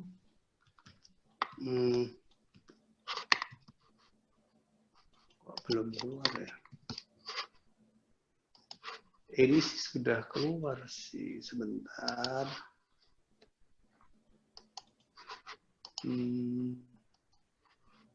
Share screen. Oke. Ini. Saya udah screen share. Iya, sekarang bisa, Pak. Sekarang sudah keluar. Iya. Silahkan, Pak. Saya kesulitan Mas Ian. Oke, sudah keluar ya? Sudah. Baik, saya sedikit perkenalkan dulu diri saya. Saya Yono Imanto, Direktur PT Propan Raya. Saya background-nya adalah teknik sipil, bukan arsitek. Tapi kebetulan sejak tahun 2012 mendukung dunia arsitektur melalui sayembara Green Design dan Arsitektur Nusantara bersama Pak Yori, Profesor Yosef, dan beberapa arsitek lainnya. Sampai 8 kali berturut-turut mengadakan sayembara desain arsitektur dan setiap kali selalu dibukukan hasil karyanya untuk knowledge sharing. Dan sejak tahun 2015 kami juga mendukung pengembangan kota kreatif di Indonesia, program Kementerian Pariwisata dan Badan Ekonomi Kreatif dalam rangka mengembangkan kota kreatif dan pariwisata dan dalam kaitannya dengan arsitektur Nusantara. Dan kegiatan yang dilakukan sejak tahun 2012, kemudian saya jadikan topik disertasi pada waktu saya mengambil S3 di Fakultas Ekonomi Universitas Indonesia, yang saya selesaikan tahun 2019, dan kemudian saya bukukan menjadi buku dengan judul Collaborative Innovation, yang mencerminkan pentingnya ekosistem untuk mewujudkan kota kreatif, pariwisata, arsitektur Nusantara, maupun juga heritage building. Topik kali ini saya beri judul The Contribution of Propan in Architecture and Heritage Building Revitalization. Ya, jadi Propan adalah perusahaan nasional Indonesia yang bukan hanya concern di bisnis kepada customer dan bisnis partner, tapi juga peduli terhadap people, lingkungan, dalam hal ini lingkungan alam, sosial maupun budaya, dan punya komitmen untuk ikut mendukung pembangunan infrastruktur di Indonesia, khususnya di bidang construction and architecture Indonesia, tentunya melalui kontribusi cat-cat berkualitas yang diproduksi oleh Propan Raya. Ini komitmen untuk ramah lingkungan dan lingkungan diwujudkan dengan pembangunan pabrik cat berbasis air yang bisa memproduksi cat ramah lingkungan dengan berbagai substrat kayu, besi, baja, beton yang merupakan teknologi dari Jerman dan saat ini masih satu-satunya di Asia Pasifik dan hanya 3 di dunia. Ini sebagai bukti bahwa Propan sudah mendapat sertifikat SNI, Green Label Singapura, Green Label Indonesia, dan juga sertifikat ULOF yang membuat produk Propan tidak berbau, dan mikroban ini membuat produk Propan ada produk yang bisa membunuh virus maupun bakteri, dan juga sudah beberapa produk Propan sudah mempunyai sertifikat food grade yang bisa bersentuhan dengan makanan, dan yang penting juga kandungan produk dalam negeri Propan ada yang sudah mencapai 83,15%, karena Propan juga punya pabrik bahan baku sendiri di Indonesia. Dan ini beberapa green and social movement yang Propan lakukan di dalam rangka mendukung gerakan hijau dan kepedulian terhadap lingkungan adalah sejak tahun 2011, Propan mencanangkan gerakan menanam 1 juta pohon untuk pabrik-pabrik di sekitar Tangerang, di mana Propan Raya berada. Kemudian juga Propan punya kepedulian terhadap people, diwujudkan dengan melatih pegawai-pegawai harian lepas dan pegawai-pegawai prasarana dan sarana umum di PMK, Pemkot, dan Pemprov dengan tujuan agar mereka bisa berkontribusi untuk pembangunan di PMK, Pemprov, masing-masing mereka bekerja, dan juga setelah mereka tidak bekerja, diharapkan mereka bisa mandiri menjadi mandor atau kontraktor pengecatan sehingga mereka tidak sampai nganggur yang menyebabkan kesenjangan sosial. Itu kepedulian kami. Kemudian juga Propan mendukung program Kementerian PUPR yang disebut program Kotaku, Kota Tanpa Kumuh, di mana setiap kota atau kabupaten biasanya ada bagian yang kumuh, di mana Propan mendukung program dari PUPR membuat bagian yang kumuh itu bahkan dengan mural, seni mural menjadi tujuan pariwisata bahkan. Itu salah satu kepedulian terhadap lingkungan. Dan sejak tahun 2012 saya katakan Propan mendukung dunia arsitektur dengan mengadakan sayembara desain rumah hijau, kemudian desain rumah budaya, lalu ada desa wisata, Bandar Negara Nusantara, rumah wisata Nusantara, sayembara restoran Nusantara, kemudian sayembara desain pusat cenderamata pariwisata, dan yang terakhir sayembara desain pusat informasi pariwisata Nusantara. Ini semuanya Ketua Dewan Jurinya Pak Yori ya, sebagai Pendekar Arsitektur Nusantara. Tahun ini sayembaranya ditiadakan karena pandemi COVID, dan rencana tahun depan kita akan adakan lagi, mudah-mudahan judulnya adalah Sayembara Desain Kreatif Hub Nusantara, yang salah satu jurinya juga adalah Deputi Menteri Pariwisata Bapak Hari Sungkari, yang juga seorang arsitek dari ITB. Lalu sejak tahun 2015 kami katakan tadi mendukung pengembangan kota kreatif selama 5 tahun berturut-turut di Solo, Pekalongan, kemudian Malang, Makassar, Ternate, dan harusnya tahun ini Denpasar, tapi tertunda ya, tiap tahun mengadakan konferensi. Dan tadi saya katakan bahwa semua rangkaian sayembara itu desain arsitektur Nusantara dan juga mendukung pengembangan kota kreatif dalam kaitannya dengan pariwisata dan arsitektur Nusantara, dibukukan menjadi buku yang berjudul The Role of Architecture in the Development of Creative City and Indonesia Tourism, dengan title Collaborative Innovation, yang saya tulis bersama Pak Hari Sungkari yang sekarang menjadi Deputi Menteri Pariwisata, kemudian juga bersama Profesor Yosef Priyotomo. Keduanya mereka sebetulnya adalah narasumber disertasi saya, dan di sini saya minta beliau menjadi koautor. Dan yang saya ingin sampaikan sebetulnya di dalam buku Collaborative Innovation adalah pentingnya ekosistem, baik ekosistem kreatif industri, ekosistem kreatif city, kemudian ekosistem di construction industry, ekosistem di arsitektur, ekosistem di health industry, digital industry, and any industry membutuhkan ekosistem untuk mencapai tujuan yang ditentukan. Dalam buku itu sebagai salah satu narasumber utama adalah Pak Ridwan Kamil. Kutipan beliau saya ringkas bahwa kreatif industri sebetulnya adalah perpaduan dari teknologi, talent, and tolerance. Tolerance ini sebetulnya adalah dasar untuk berkolaborasi, di mana arsitektur adalah satu daripada subsektor dalam kreatif industri.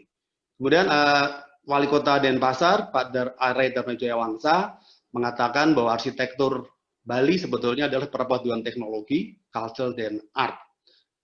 Itu yang dikatakan beliau.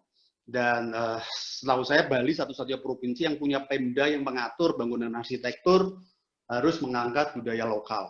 Saya nggak tahu Pemprov yang lain mungkin ada, tapi saya belum tahu. Kemudian salah satu yang menarik adalah narasumber dalam buku ini adalah Pak Abdullah Sarnas, yang merupakan inspirasi sebetulnya pembuatan buku ini, yang sangat memajukan Kabupaten Banyuwangi dengan pariwisatanya yang mengandalkan pariwisata alam, sosial, culture, dan tentunya mengandalkan arsitektur. Tahun lalu Banyuwangi berkolaborasi dengan Propan dan IAI Jatim mengadakan Festival Arsitektur Nusantara yang semestinya akan diadakan setiap tahun, tetapi tahun ini diadakan karena pandemi. Dan salah satu narasumber dalam buku ini adalah Yori Antar sendiri sebagai pendekar arsitektur Nusantara yang mengatakan arsitektur sebaiknya yang mengangkat budaya lokal, culture, local genius, dan arsitektur Nusantara. Kalimat lengkapnya di dalam buku ini, quote-nya adalah, selain wisata alam, budaya, adat istiadat, dan souvenir, arsitektur memiliki peran penting dan magnet yang kuat yang mampu menarik wisatawan. Sebagai bangsa Indonesia, kita harus bangga memiliki aset yang luar biasa, yaitu arsitektur Nusantara. Ini adalah model yang kami tawarkan, ekosistem model in Creative City, ya, tahun 2019, di mana untuk memajukan sebuah kota, wali kota atau bupati adalah menjadi driver utama dengan entrepreneurial mindset-nya, entrepreneurial culture, dan entrepreneurial leadership. Lalu sebagai driver adalah dikatakan learning orientation daripada bisnis. Ya, apakah itu arsitek sendiri sebagai satu bisnis atau industri yang lainnya, dan diharapkan berjejaring membentuk sebuah komunitas, lalu mengandalkan riset daripada universitas dan perguruan tinggi, dan akhirnya di sini government support dengan peraturan-peraturannya, inilah yang akan mewujudkan kolaborasi ini sehingga menghasilkan kapabilitas untuk menghasilkan kinerja. Kalau ini ibarat sebuah kota, kinerja yang diharapkan juga bukan hanya secara ekonomi, tetapi juga lingkungan, sosial, dan budaya. Contoh kota kelahiran saya, kota batik, kota kreatif disebutnya. Kalau batiknya lagi maju, itu sungainya hitam semua. Itu artinya bahwa kinerja yang diharapkan tidak memenuhi syarat ini yang merupakan sustainable development growth. Hanya ekonominya saja, lingkungannya tidak diperhatikan. Bahkan mungkin batiknya pun juga sudah tidak menggunakan desain lokal. Sorry, ini kok hang ya? Oke.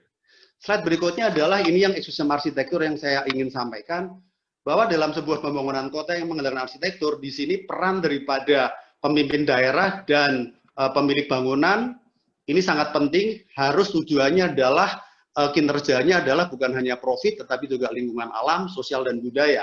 Dan di sini peran arsitek sangat penting sekali, bahwa arsitek bekerja sama dengan mungkin Project Management Association atau Arsitek Association, dan di sini juga mengandalkan riset, ya. Dan di sini adalah peran pemerintah adalah building policy, green policy, juga perda-perdanya, seperti yang katakan tadi. Bali kenapa demikian bisa bisa mengangkat budaya lokal karena ada Perda Bali nomor 5 tahun 2005. Dan juga kalau kota itu juga ingin memajukan heritage building-nya, tentunya diperlukan juga peraturan di sini. Jangan sampai ada konflik kepentingan. Saya pernah ke Filipina mengunjungi heritage city di sana. Betul-betul rapi karena dikatakan tidak ada kepentingan dari stakeholder-stakeholder yang ada di situ. Kota Tua Jakarta sampai sekarang belum jadi-jadi karena ada kepentingan yang berbeda. Nah, inilah model yang kami tawarkan, dan di sini peran daripada support ini bukan hanya building policy, green policy, dan perda, tetapi juga material yang mendukung pembangunan arsitektur di kota tersebut. Apakah green arsitektur, apakah heritage, apakah arsitektur Nusantara. Nah, Propantranya ada di sini sebagai support untuk mewujudkan tujuan kinerja sebuah kota dalam diri kaitannya dengan arsitektur. Apakah green arsitektur, apakah arsitektur Nusantara, atau heritage arsitektur. Nah, Propan memiliki produk cat yang sangat lengkap, cat kayu, wall paint, polymer flooring, dan semuanya tadi saya katakan. Hampir seluruh elemen bangunan dari lantai, dinding, atap, semuanya Propan mempunyai, dan semuanya ramah lingkungan karena dengan mengandalkan teknologi yang tadi kami sampaikan, teknologi rapid production system. Dan kali ini dalam topik malam hari ini kami ingin memperkenalkan produk for heritage building. Yang pertama adalah dekor silikat paint. Ini adalah sebuah produk yang terbuat dari inorganic silikat paint yang merupakan inorganic pigment dan special filler yang menghasilkan produk yang bisa bernapas. Kenapa? Karena bangunan tua adalah dindingnya masih terbuat dari kapur, ya, terutama bangunan abad 18, dan fondasinya juga belum dari slope beton, sehingga kelembaban selalu tinggi di bangunan, apalagi dindingnya rapuh. karena bukan perusahaan semen. Saya rasa video nggak usah karena waktunya nggak cukup. Saya langsung sampaikan saja. Cara kerja dari Silica Paint adalah bukan melapisi seperti cat biasa, tetapi penetrasi, memperkuat struktur semen, dan bisa bernapas. Uap air dari dalam kelembapan bisa keluar, tapi tentunya molekul air tidak bisa masuk. Itu kenapa ini cocok untuk bangunan tua. 2 menit lagi ya Pak ya. Beberapa bangunan yang sudah pakai adalah Dinasti Pakarya, kemudian juga ini ada museum wayang, museum keramik, sudah memakai propan, kemudian juga gedung Dasaat Kota Tua Jakarta, lalu ada gedung Rumah Makan Padang Merdeka di seluruh Jakarta menggunakan propan, lalu Gapura Keraton Pakubuwono Kesunanan Surakarta sudah menggunakan propan, lalu gedung Marba Kota Lama Semarang, kemudian Bank Mandiri Tuku Surabaya sudah menggunakan produk silikat band dari propan, lalu salah satu lagi yang mungkin ingin kami sampaikan juga bangunan heritage Masjid Istiqlal baru saja selesai direnovasi, direvitalisasi, semuanya menggunakan produk-produk stone coating dari propan rel lantainya, dindingnya, sehingga menjadi baru kembali. Ini adalah rangkaian produk stone coating yang digunakan untuk merevitalisasi Masjid Istiqlal, ya, yang konon terowongannya akan disatukan bersatu dengan katedral, ya. Lalu yang terakhir tadi Pak Yul sampaikan bahwa propan mendukung revitalisasi proyek 1000 rumah gadang. Ini Pak Yuri fotonya 10 Oktober yang lalu. Ajak saya tapi saya nggak jadi berangkat karena ada halangan. Semuanya menggunakan revitalisasi ini menggunakan produk wood care daripada propan raya. Sampai sekarang masih berlangsung. Jadi itu yang ingin saya sampaikan. Saya rasa waktunya tinggal 30 detik dan saya bisa akhiri. Semua ini adalah passion daripada propan raya yang tidak hanya membuat cat-cat untuk bangunan-bangunan komersial, tetapi bangunan arsitektur berbudaya Nusantara, bangunan heritage, kita sebuah perusahaan nasional yang ingin ikut membangun Indonesia dan mengandalkan juga mendukung lingkungan alam, sosial, dan budaya. Terima kasih. Ya, terima kasih Pak Yuwono. Saya kira partisipasi sektor swasta sangat penting sekali dalam pelestarian bangunan bersejarah di Indonesia. Berikutnya, saya persilahkan Ibu Nadia Rinandi dari Pusat Dokumentasi Arsitektur. Saya share screen. Ya, ini adalah profil beliau yang akan menampilkan komentar atau refleksi dari 3 presentasi yang sudah disampaikan maupun tentang topik kita pada malam ini yaitu Public Space and Cultural Heritage. Ibu Nadia silahkan, Anda mempunyai 5 menit, tapi saya harap 5 menit ini akan sangat memberi masukan yang berharga untuk kita semua. Silahkan Ibu Nadia. Baik Bu Hasti, apakah suara saya kedengaran? Mungkin bisa lebih besar Bu. Ya. Oh, oke. Ya. Terima kasih. Ya. Mohon saya minta bantuan panitia untuk bisa menayangkan 1 slide saya tadi. Oke, Terima kasih. Bu Hasti boleh tolong di stop share screen? Iya, saya mau stop share screen. Stop how? Stop. Ya, bisa. Ya, sudah bisa? Ya. Ya. Oke, sudah terlihat? Oke, baik, terima kasih. Ya, terima kasih. Jadi saya mau menanggapi tema dari diskusi kita kali ini, bagaimana dan sejauh mana sumber daya sejarah dan cagar budaya dapat berkontribusi untuk meningkatkan potensi pembangunan kota dan ruang publiknya.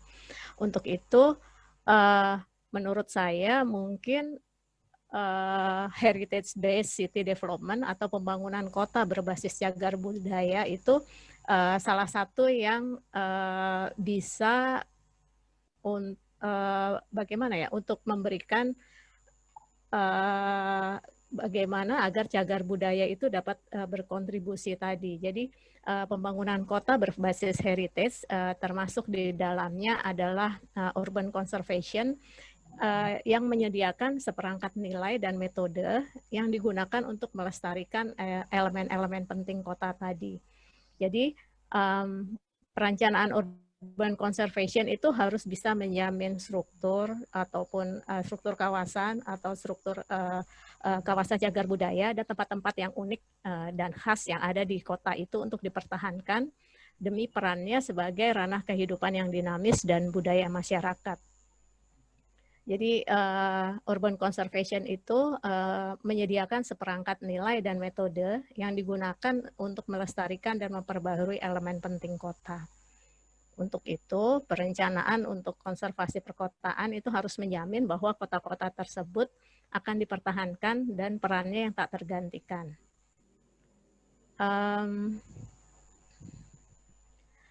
Nah, karena budaya itu dimanifestasikan melalui kegiatan sehari-hari yang komunal gitu ya, antara lain perilaku masyarakat di kota, dan karena kegiatan itu sebagian berlangsung di ruang publik, maka perencanaan untuk tujuan konservasi itu juga harus tercermin pada ruang publik yang dinamis yang melestarikan aset budaya masyarakat. Seperti tadi yang telah dijelaskan oleh Mas Yori dalam paparan-paparannya.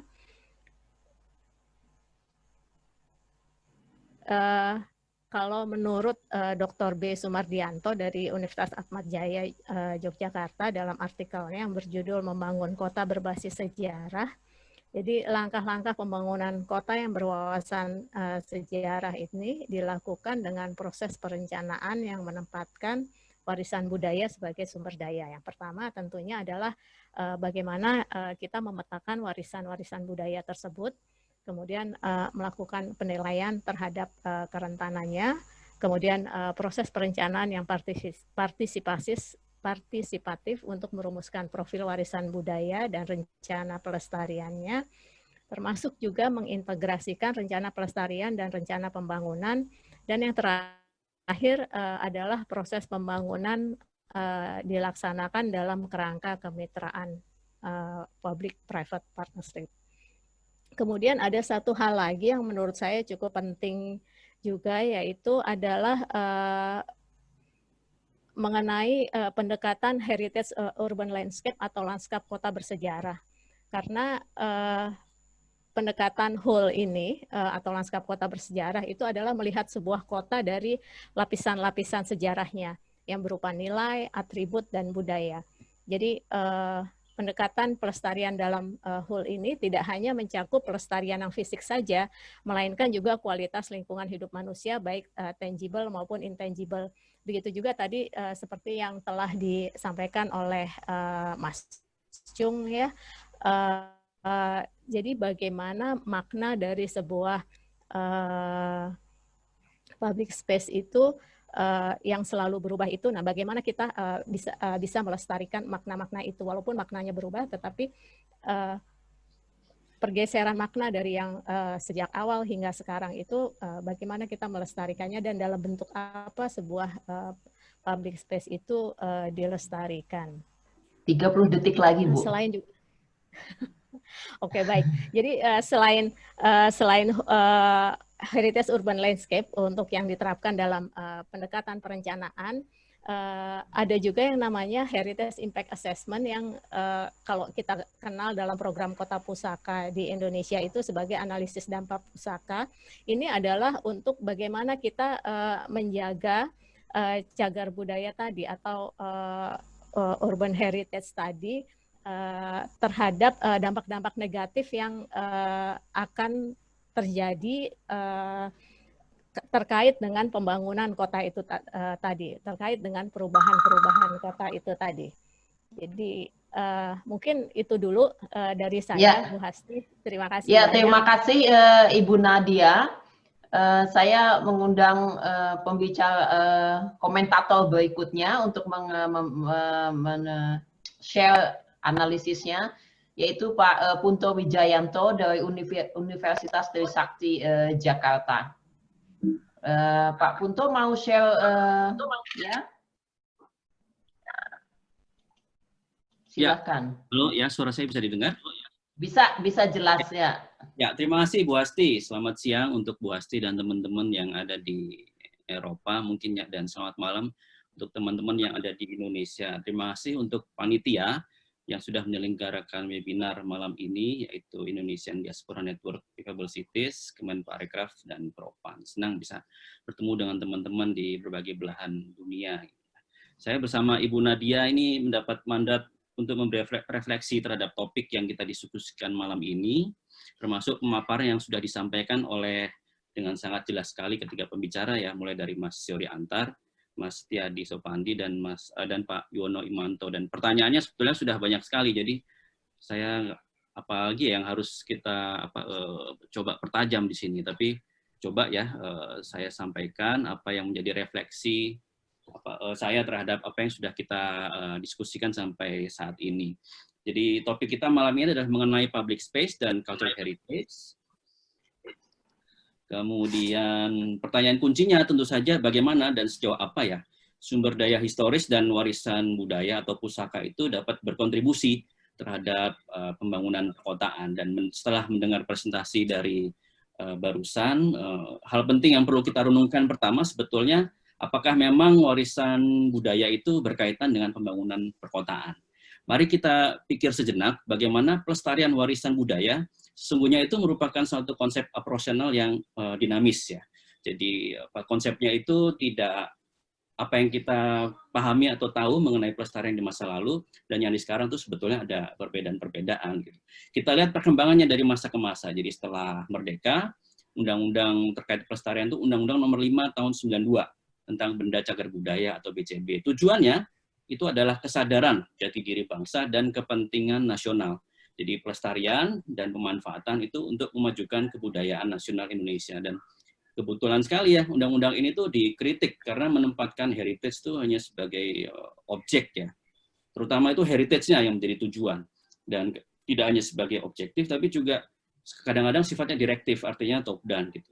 Maka muncul ya macam-macam organisasi pelestarian seperti Bandung Heritage, Jogja Heritage Trust, dan sebagainya, yang akhirnya melahirkan pula jaringan pelestarian pusaka, terbit pula piagam pelestarian, yang tujuannya itu mencoba untuk memberikan alternatif pemahaman bahwa pelestarian itu bisa kok berjalan dengan dinamis ya, sesuai dengan zaman, untuk membangun kehidupan bangsa yang lebih berkualitas. Jadi kita nggak sekedar hanya menjaga atau kadang-kadang muncul istilah seperti memfreeze ya, pusaka arsitektur, tapi sisi lain kita juga belajar soal kearifan bangsa, sebagaimana tadi dicontohkan oleh Mas Syori ya, menemukan konsep soal manusia gotong royong pada saat Mas Syori menggeluti soal warisan budaya.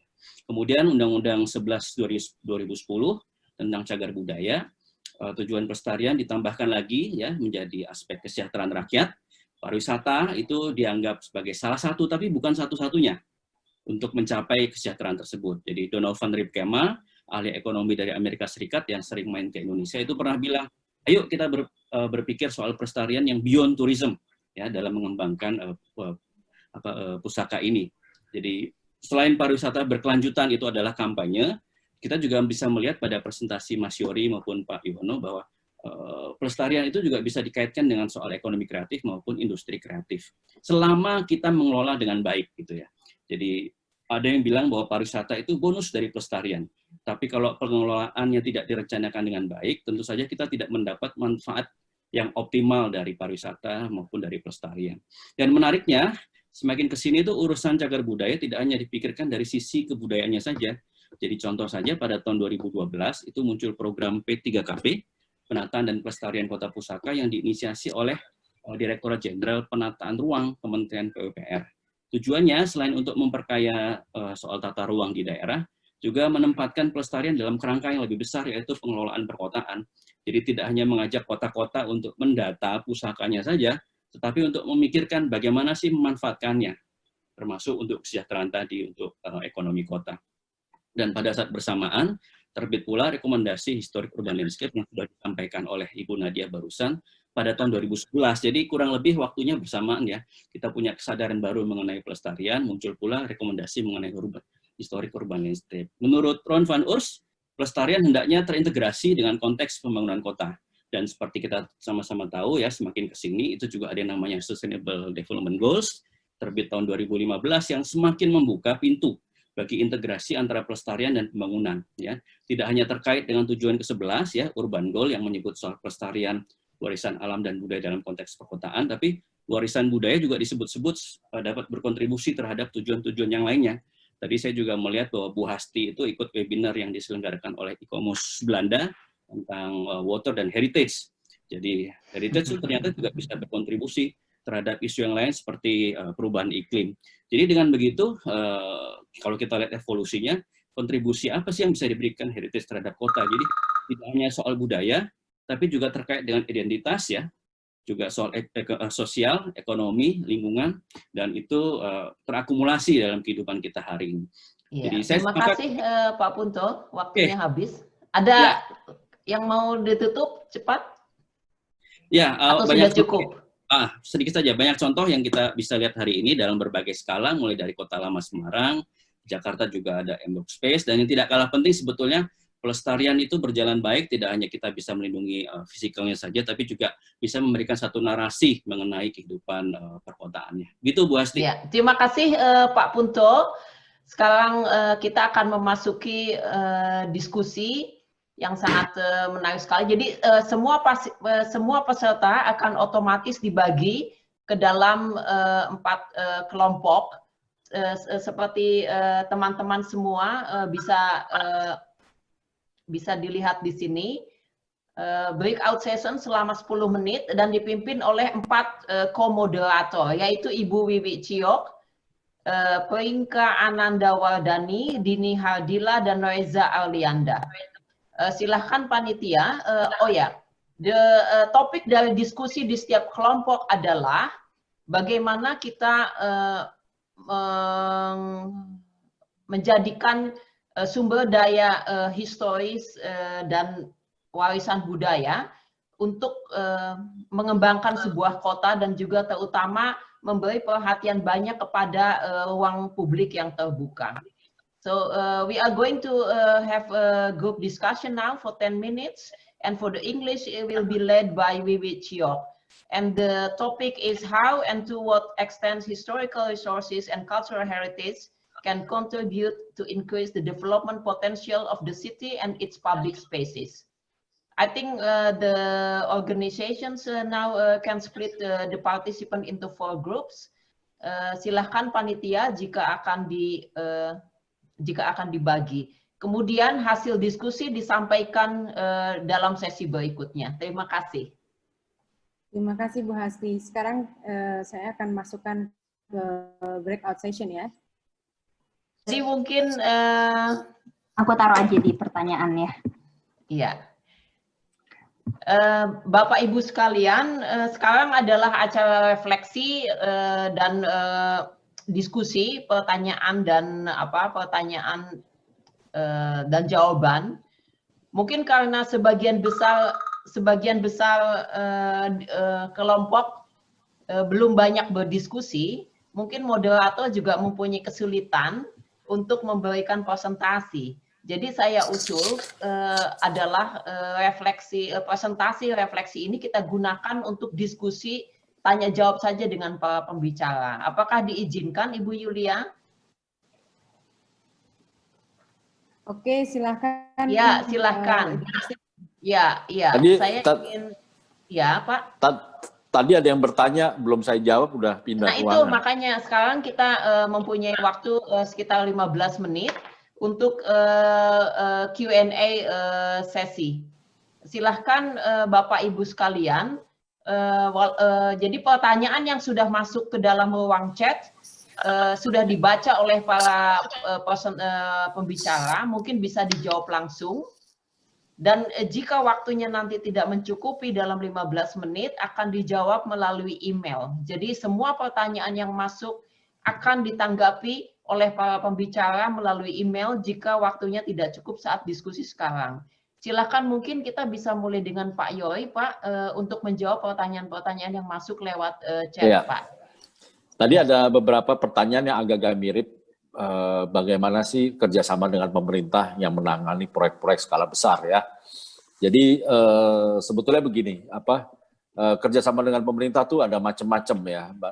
Ada Kalau saya ini kan sebuah biro yang tidak terlalu besar ya. Jadi ada proyek-proyek yang sifatnya di tender ya. Kita bisa dapat, bisa enggak, tapi saya pasti selalu tandem dengan konsultan yang sudah sangat mapan, yang besar, yang biasa untuk proyek-proyek pemerintah seperti Arkonin begitu ya. Nah, saya ini jadi teh botolnya di dalamnya gitu loh, jadi teh botolnya ya. Itu dengan proyek tender yang memang waktunya cukup. Tapi ada juga proyek-proyek yang penunjukan langsung, ya, penunjukan langsung. Contohnya KSPN itu kan permintaan dari presiden langsung. Dan itu proyek-proyek penunjukan langsung itu tidak melalui tender, karena kalau ada tender itu 1 tahun hanya untuk memproses. Jadi proyek-proyek PU itu ngeproses proyeknya supaya bisa lelang itu lama sekali dan ribet ya, berbagai sehingga bisa tender, kemudian setelah itu kontraktor dipilih, nanti ada masa sanggah dan sebagainya. Jadi prosesnya panjang. Jadi salah satu yang dipangkas adalah proses penunjukan konsultan. Saya sebagai konsultan ditunjuk berdasarkan tenaga ahli. Nah, itu yang saya ingin kasih tahu juga ke teman-teman, kalau mau masuk ke proyek-proyek pemerintah, Anda harus punya SKA. Anda harus jadi anggota IAI, nanti di situ terlihat SKA kamu tuh SKA apa? SKA Madya, SKA profesional atau apa. Nah, nanti rate-nya dibayar berdasarkan SKA. Nah, seperti itu. Jadi proyek-proyeknya nanti dikontrak 4 bulan, ya saya dengan tim saya nanti dibayar berdasarkan SKA gitu loh. Mau proyeknya 10 miliar, mau 100 miliar, mau 200 miliar, ya bayarannya berdasarkan SKA begitu loh.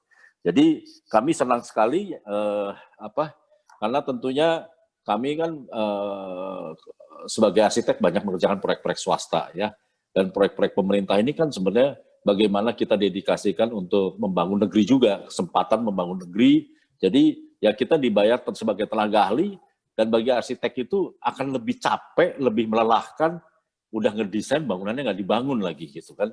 Nah, kalau di proyek-proyek pemerintah ini mereka sangat welcome dengan arsitek ya, tapi memang ngebungkusnya yang rumit dan sebagainya ya. Dan kita sebagai arsitek kita nggak mau main resiko lah gitu ya. Kementerian PUPR ini gayanya beda semua gitu loh. Nanti kalau mau ada penyimpangan di sana, udah pasti nanti kena BPK. Habis kena BPK, kena KPK. Wah, capek deh kalau kena begitu. Jadi saya mendingan main ngikutin aturan semuanya begitu loh. Dengan aturan-aturan yang ada.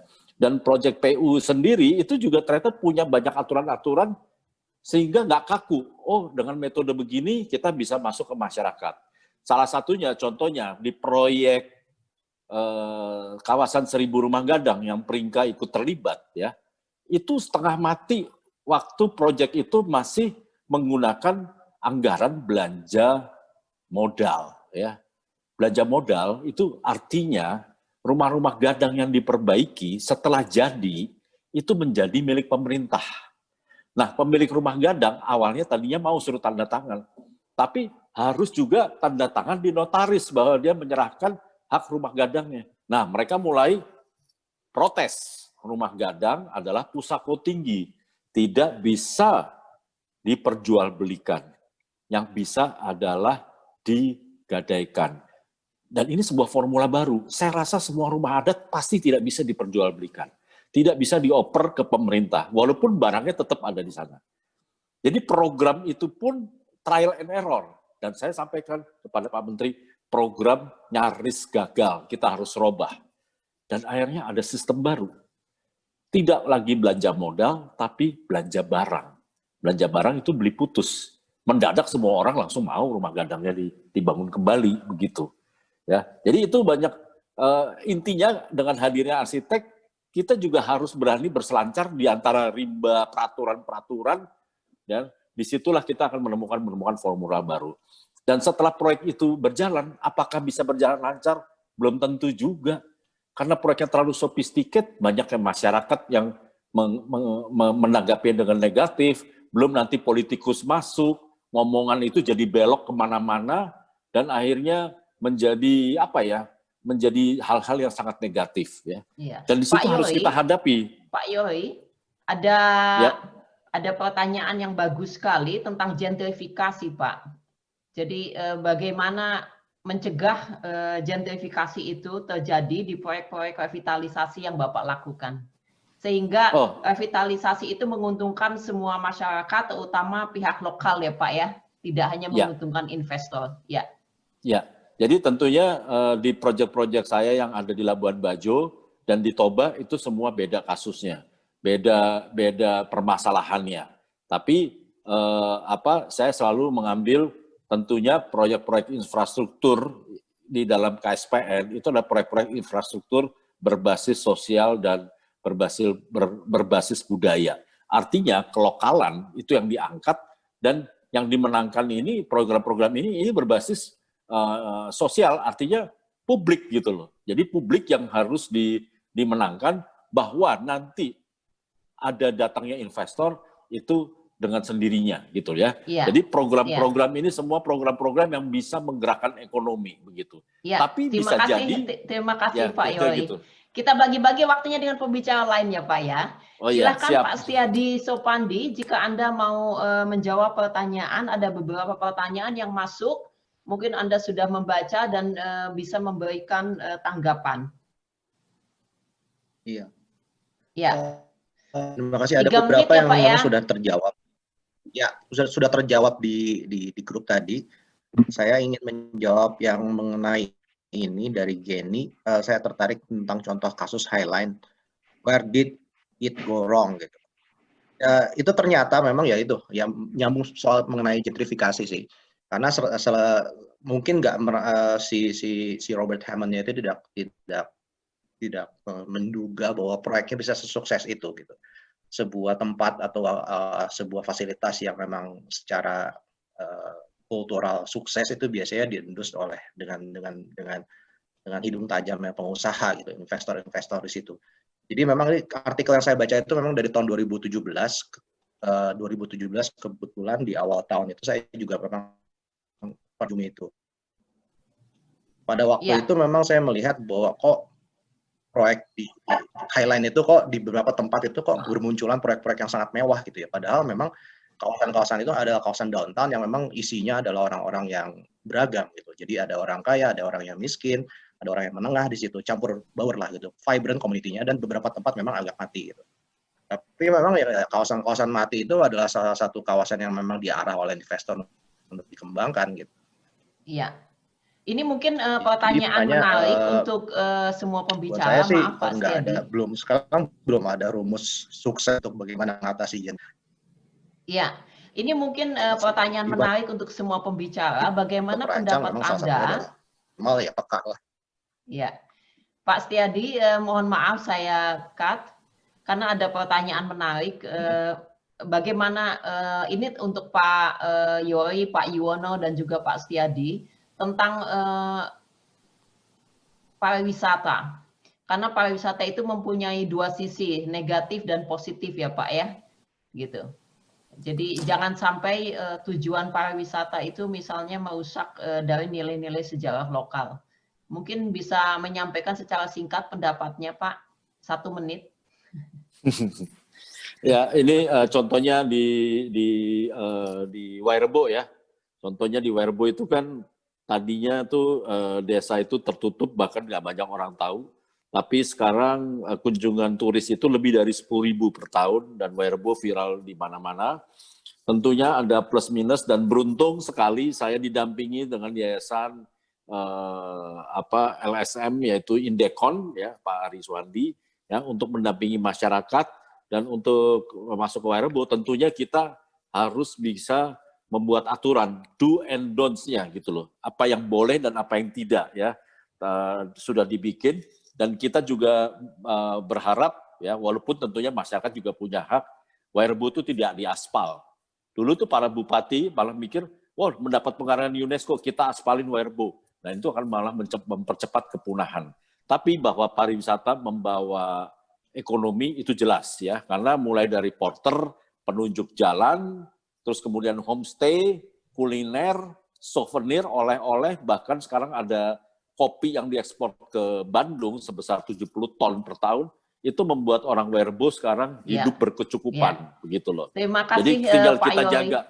Ya. Pak Setiadi, Anda punya pendapat mengenai pariwisata dengan dua sisinya ini?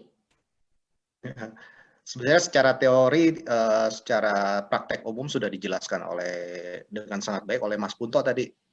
Jadi sebenarnya, dan Mbak Nadia juga kalau nggak salah ngomong soal itu kan. Jadi daripada kita mengarah turis yang sebenarnya jauh lebih mudah diarahkan sebenarnya.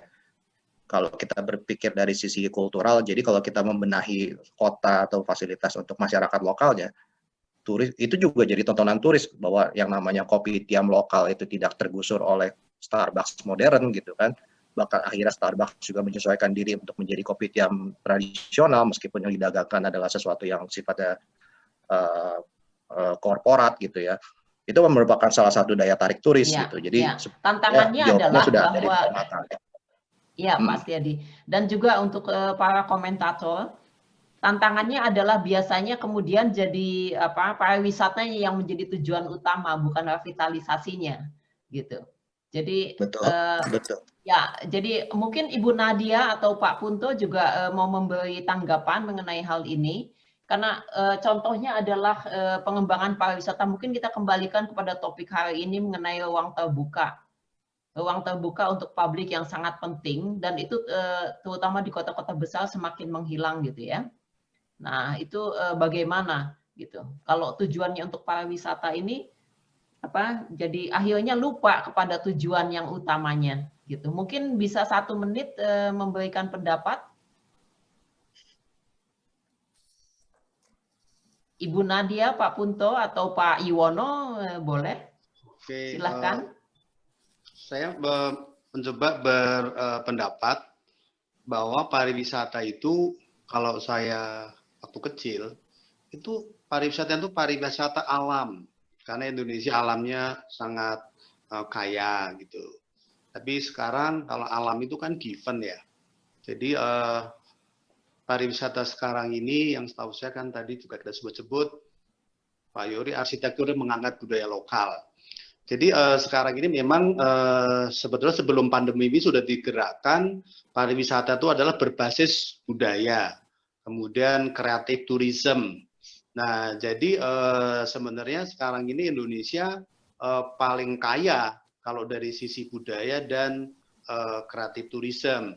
Karena kalau dari sisi alam, memang benar sih alam kita kaya, tetapi infrastrukturnya itu masih jauh kalau dengan di luar negeri. Saya pertama kali menikmati wisata itu ke Sumba. Itu sampai sana sih tempatnya waktu itu tahun 2012 ya, Pak Yori ya, ke Waingapu ya. Sampai sana pemandangannya ini saya waktu itu belum lama saya ke Maldives. Tahun yang sama, bulan Juni, Septembernya ke Sumba. Lihat, kalau sudah lihat, wah lautnya ini nggak kalah. Cuman perjalanan ke sana naiknya mobil umum, waktu naik angkot Call 130 nggak salah ya. Waduh, kalau Maldives kan mau gitulah. Iya. Nah, kira-kira memang kita mengandalkan alam saja nggak bisa. Iya. Jadi sebetulnya potensi wisata itu harus didukung oleh infrastruktur ya Pak ya. Ya, itu yang aksesibilitasnya dipermudah. Iya. Saya mau ada waktu 2 menit, mungkin 1 menit untuk Ibu Nadia dan 1 menit untuk Pak Punto mengenai bagaimana situasi dari ruang publik yang sekarang ini ada di Indonesia. Apakah terakomodasi atau semakin terancam? Terutama ruang publik yang berada di kawasan bersejarah. Silahkan Ibu Nadia atau Pak Punto. Baik, 1 menit. Bu Hasti, boleh ya? Ya, silahkan. Mudah-mudahan bisa 1 menit. Jadi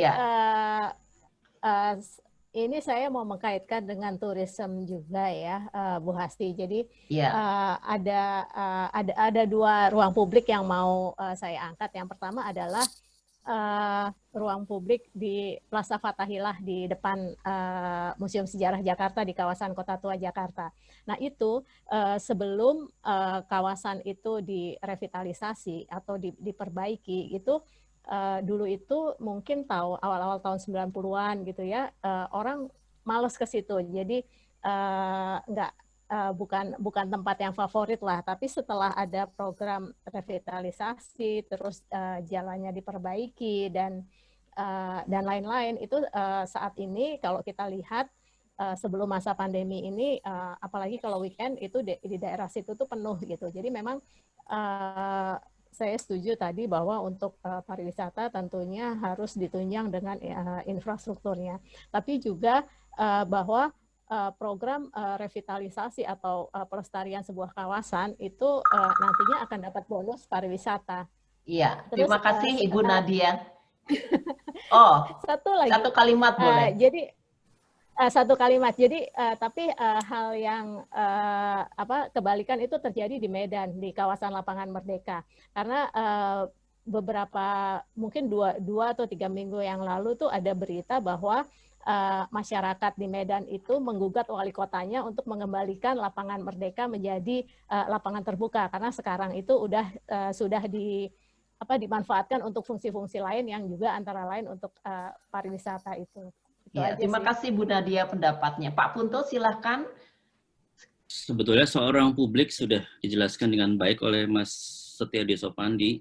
Jadi jangan terjebak pada ruang publik sebagai fisiknya saja ya, tapi ruang yang bisa diakses oleh publik secara umum. Dan saya pikir heritage itu satu kesempatan bagaimana kita mengintervensi ruang-ruang terbuka itu, dan itu bisa dimanfaatkan untuk publik seperti diceritakan oleh Ibu Nadia barusan. Iya. Oh, terima kasih Pak Punto. Saya kira pendapat Anda merupakan kesimpulan yang penting sekali dari diskusi kita malam ini. Tentu saja ada poin-poin lain yang penting menjadi ringkasan diskusi ini. Saya atas nama panitia mengucapkan terima kasih kepada seluruh pembicara dan komentator dalam diskusi selama 2 jam ini. Saya ingin mengingatkan bahwa Livable Cities Interactive Webinar Series ini akan ada yang berikutnya. Saya akan share screen. Nanti sebentar, apakah bisa share screen? Sudah share screen belum? Belum ya? Oke. Ya. Jadi pada tanggal 23 Oktober itu adalah seri diskusi yang kedua berjudul Mobility for All dengan pembicara Ibu Sylvia Halim dari MRT Jakarta dan Neil Wormsley dari Singapura.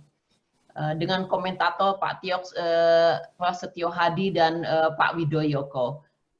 Jadi teman-teman kami undang semua untuk mengikuti lagi diskusi pada tanggal 23 Oktober. Dan yang berikutnya, panitia akan mengumumkan pemenang dari 3 buku yang menarik ini, yang disponsori oleh PT Propan Raya. Silahkan Yulia, siapa yang memberikan pertanyaan yang menarik dan mendapatkan buku-buku ini? Ya, terima kasih Bu Hasti. Ini pasti hal-hal yang dinantikan oleh semua peserta, dan sebenarnya saya selaku panitia bersama teman-teman panitia yang lain ini merasa kesulitan sebenarnya untuk memilih pertanyaan yang terbaik karena pertanyaannya seru-seru semua. Tapi akhirnya setelah berbagai konsiderasi kami memilih ada tiga pertanyaan terbaik, yang juga tadi juga sudah dibahas sebenarnya oleh para pembicara dan juga penanggap. Nah, seperti janji kami dari panitia ada 3 buku. Buku pertama adalah Collaborative Innovation, kemudian buku kedua adalah Desain Bandara Nusantara Alor, dan yang ketiga adalah Eksplorasi Desain Arsitektur Nusantara. Ketiga-tiganya ini dipersembahkan oleh PT Propan selaku sponsor kami. Oke. Pertanyaan pertama, nanti bagi yang namanya disebut, tolong sampaikan di kolom chat ya, hadir atau tidak. Yang pertama adalah Ibu Katia Hendrata. Apakah ada Ibu Katia? Ibu Katia, ada? Boleh mungkin hadir katanya, sudah menjawab di chat. Ya. Berarti dapat bukunya. Selamat ya Ibu. Yang kedua adalah Ibu Yoko Tunggadewi. Apakah hadir? Ya, sudah dijawab. Hadir. Yang ketiga adalah Bapak Dandun Dwiananto. Apakah hadir? Pak Danun. Ya, sudah dijawab. Ya. Oke. Hadir semua Terima ya. kasih. Nanti Ya. Mesti lihat videonya, mesti lihat orangnya. Iya. Iya, nanti panitia akan menghubungi melalui email, pastikan bahwa sudah mendaftar dengan email yang benar, maka nanti panitia akan menghubungi via email untuk detail selanjutnya.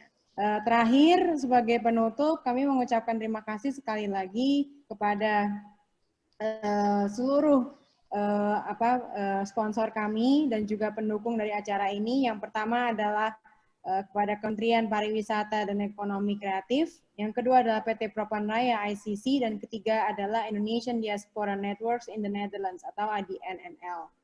Mengingatkan kembali, karena ini namanya Livable Cities Interaktif, jadi sebenarnya akan ada seri-seri selanjutnya. Kami akan melakukan 6 seri selama 3 bulan ke depan sampai dengan Desember. Dan untuk yang series yang kedua itu sudah mulai dibuka pendaftarannya, jadi silakan bagi yang ingin mendaftar. Itu tanggal 23 Oktober 2020. Mohon mendaftar sebelum 22 Oktober 2020. Baik, terima kasih semuanya. Sampai jumpa. Ya. Terima kasih dari saya juga.